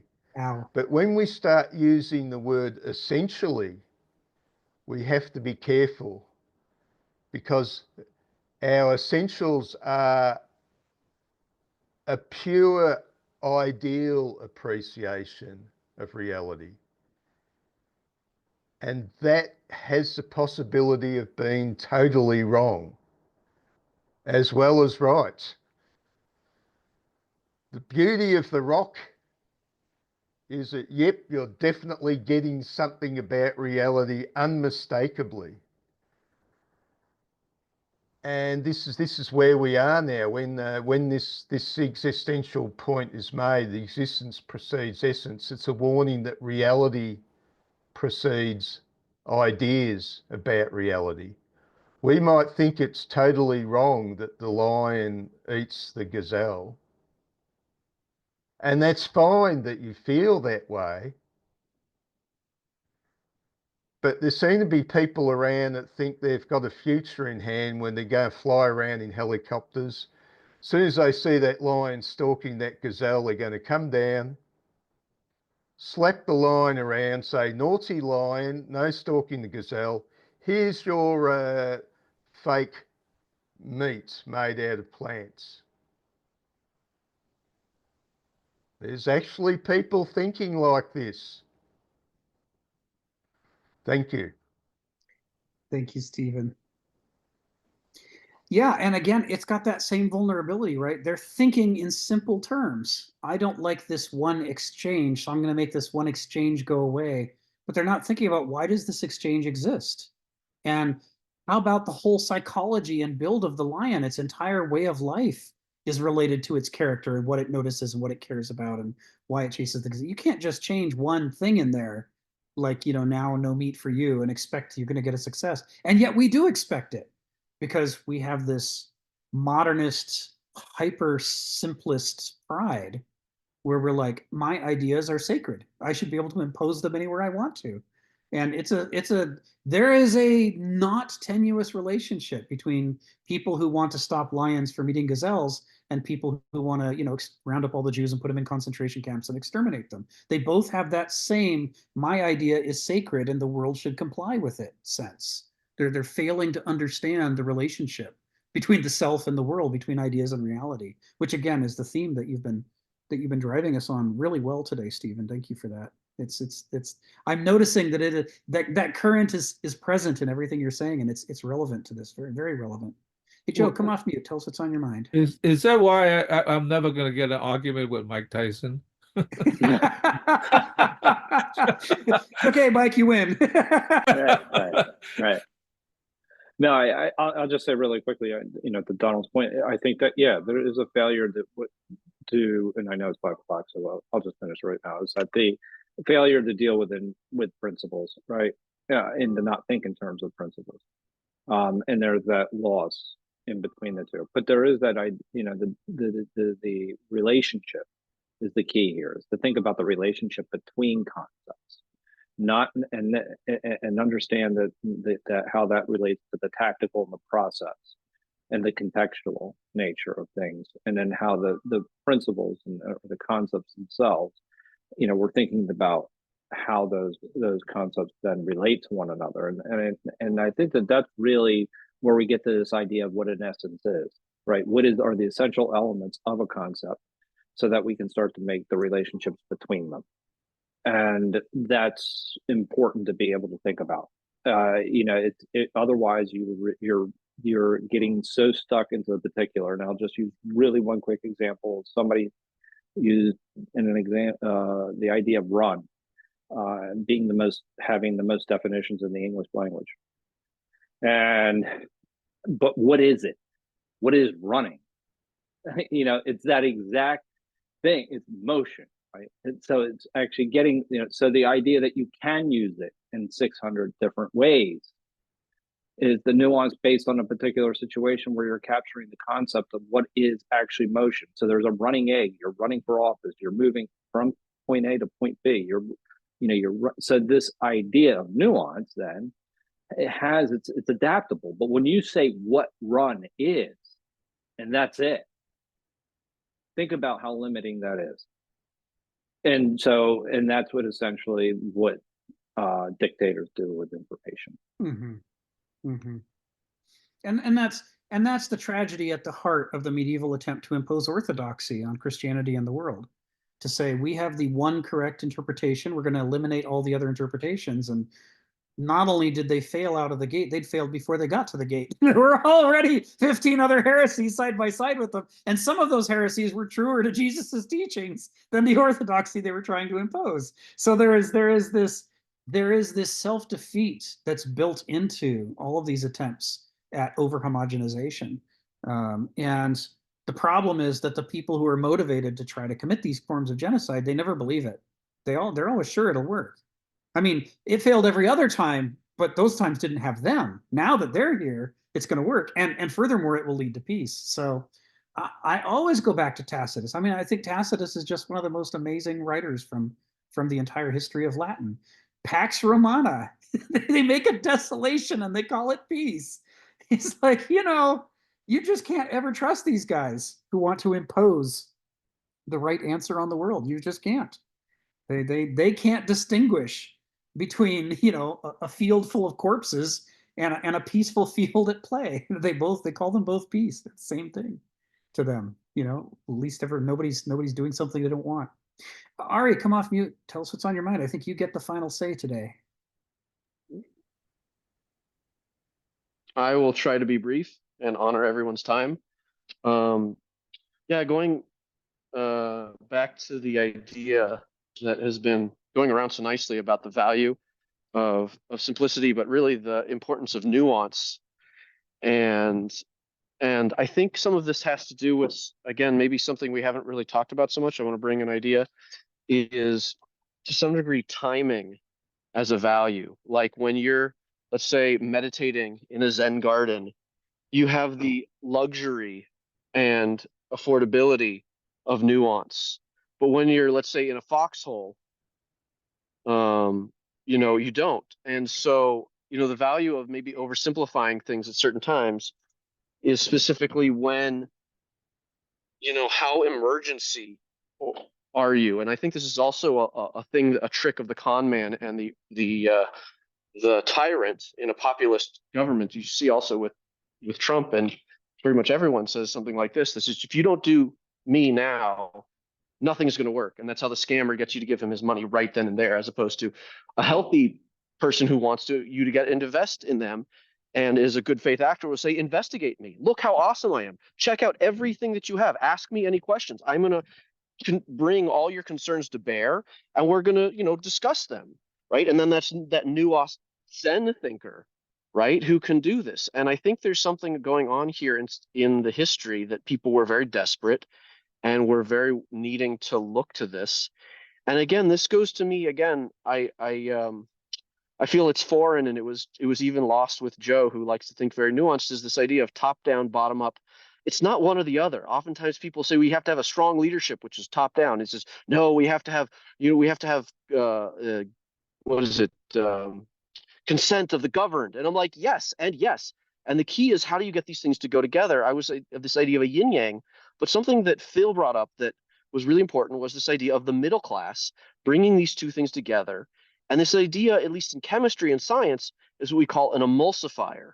What is going to bring these two elements of the rules and then the chaos of the elements together?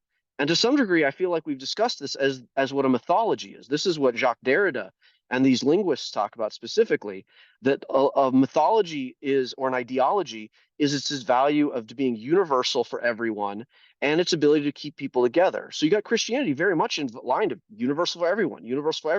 But the dangerous part was not just let me show you that I'm universal to everyone and that you'll want to choose me and you get to have this maybe several generations to convert to Christianity if you feel like it. It's like, no, you do it now or you die. Right? That's the scam artist's point of view. If you do it, you have to do it right now. That's the tyrant's point of view. And for me, again, this goes back to how we understand concepts or how we understand emotional feelings. There's this idea of ideas, which are like objects that are fixed, and then feelings are very much about being alive. And the top-down rules have to match, which are your ideas that are always universal. Generally what Phil was saying in the very beginning, worshiping the idols of words, and what Stephen was also saying with every idea, even realism is a failed idea. This is Alan Watts talks about reality cannot be words because it's more than words. You can't use words to accurately describe reality because it's not words. And therefore, there's another part of us that deeply interacts with our experience on a feeling sense.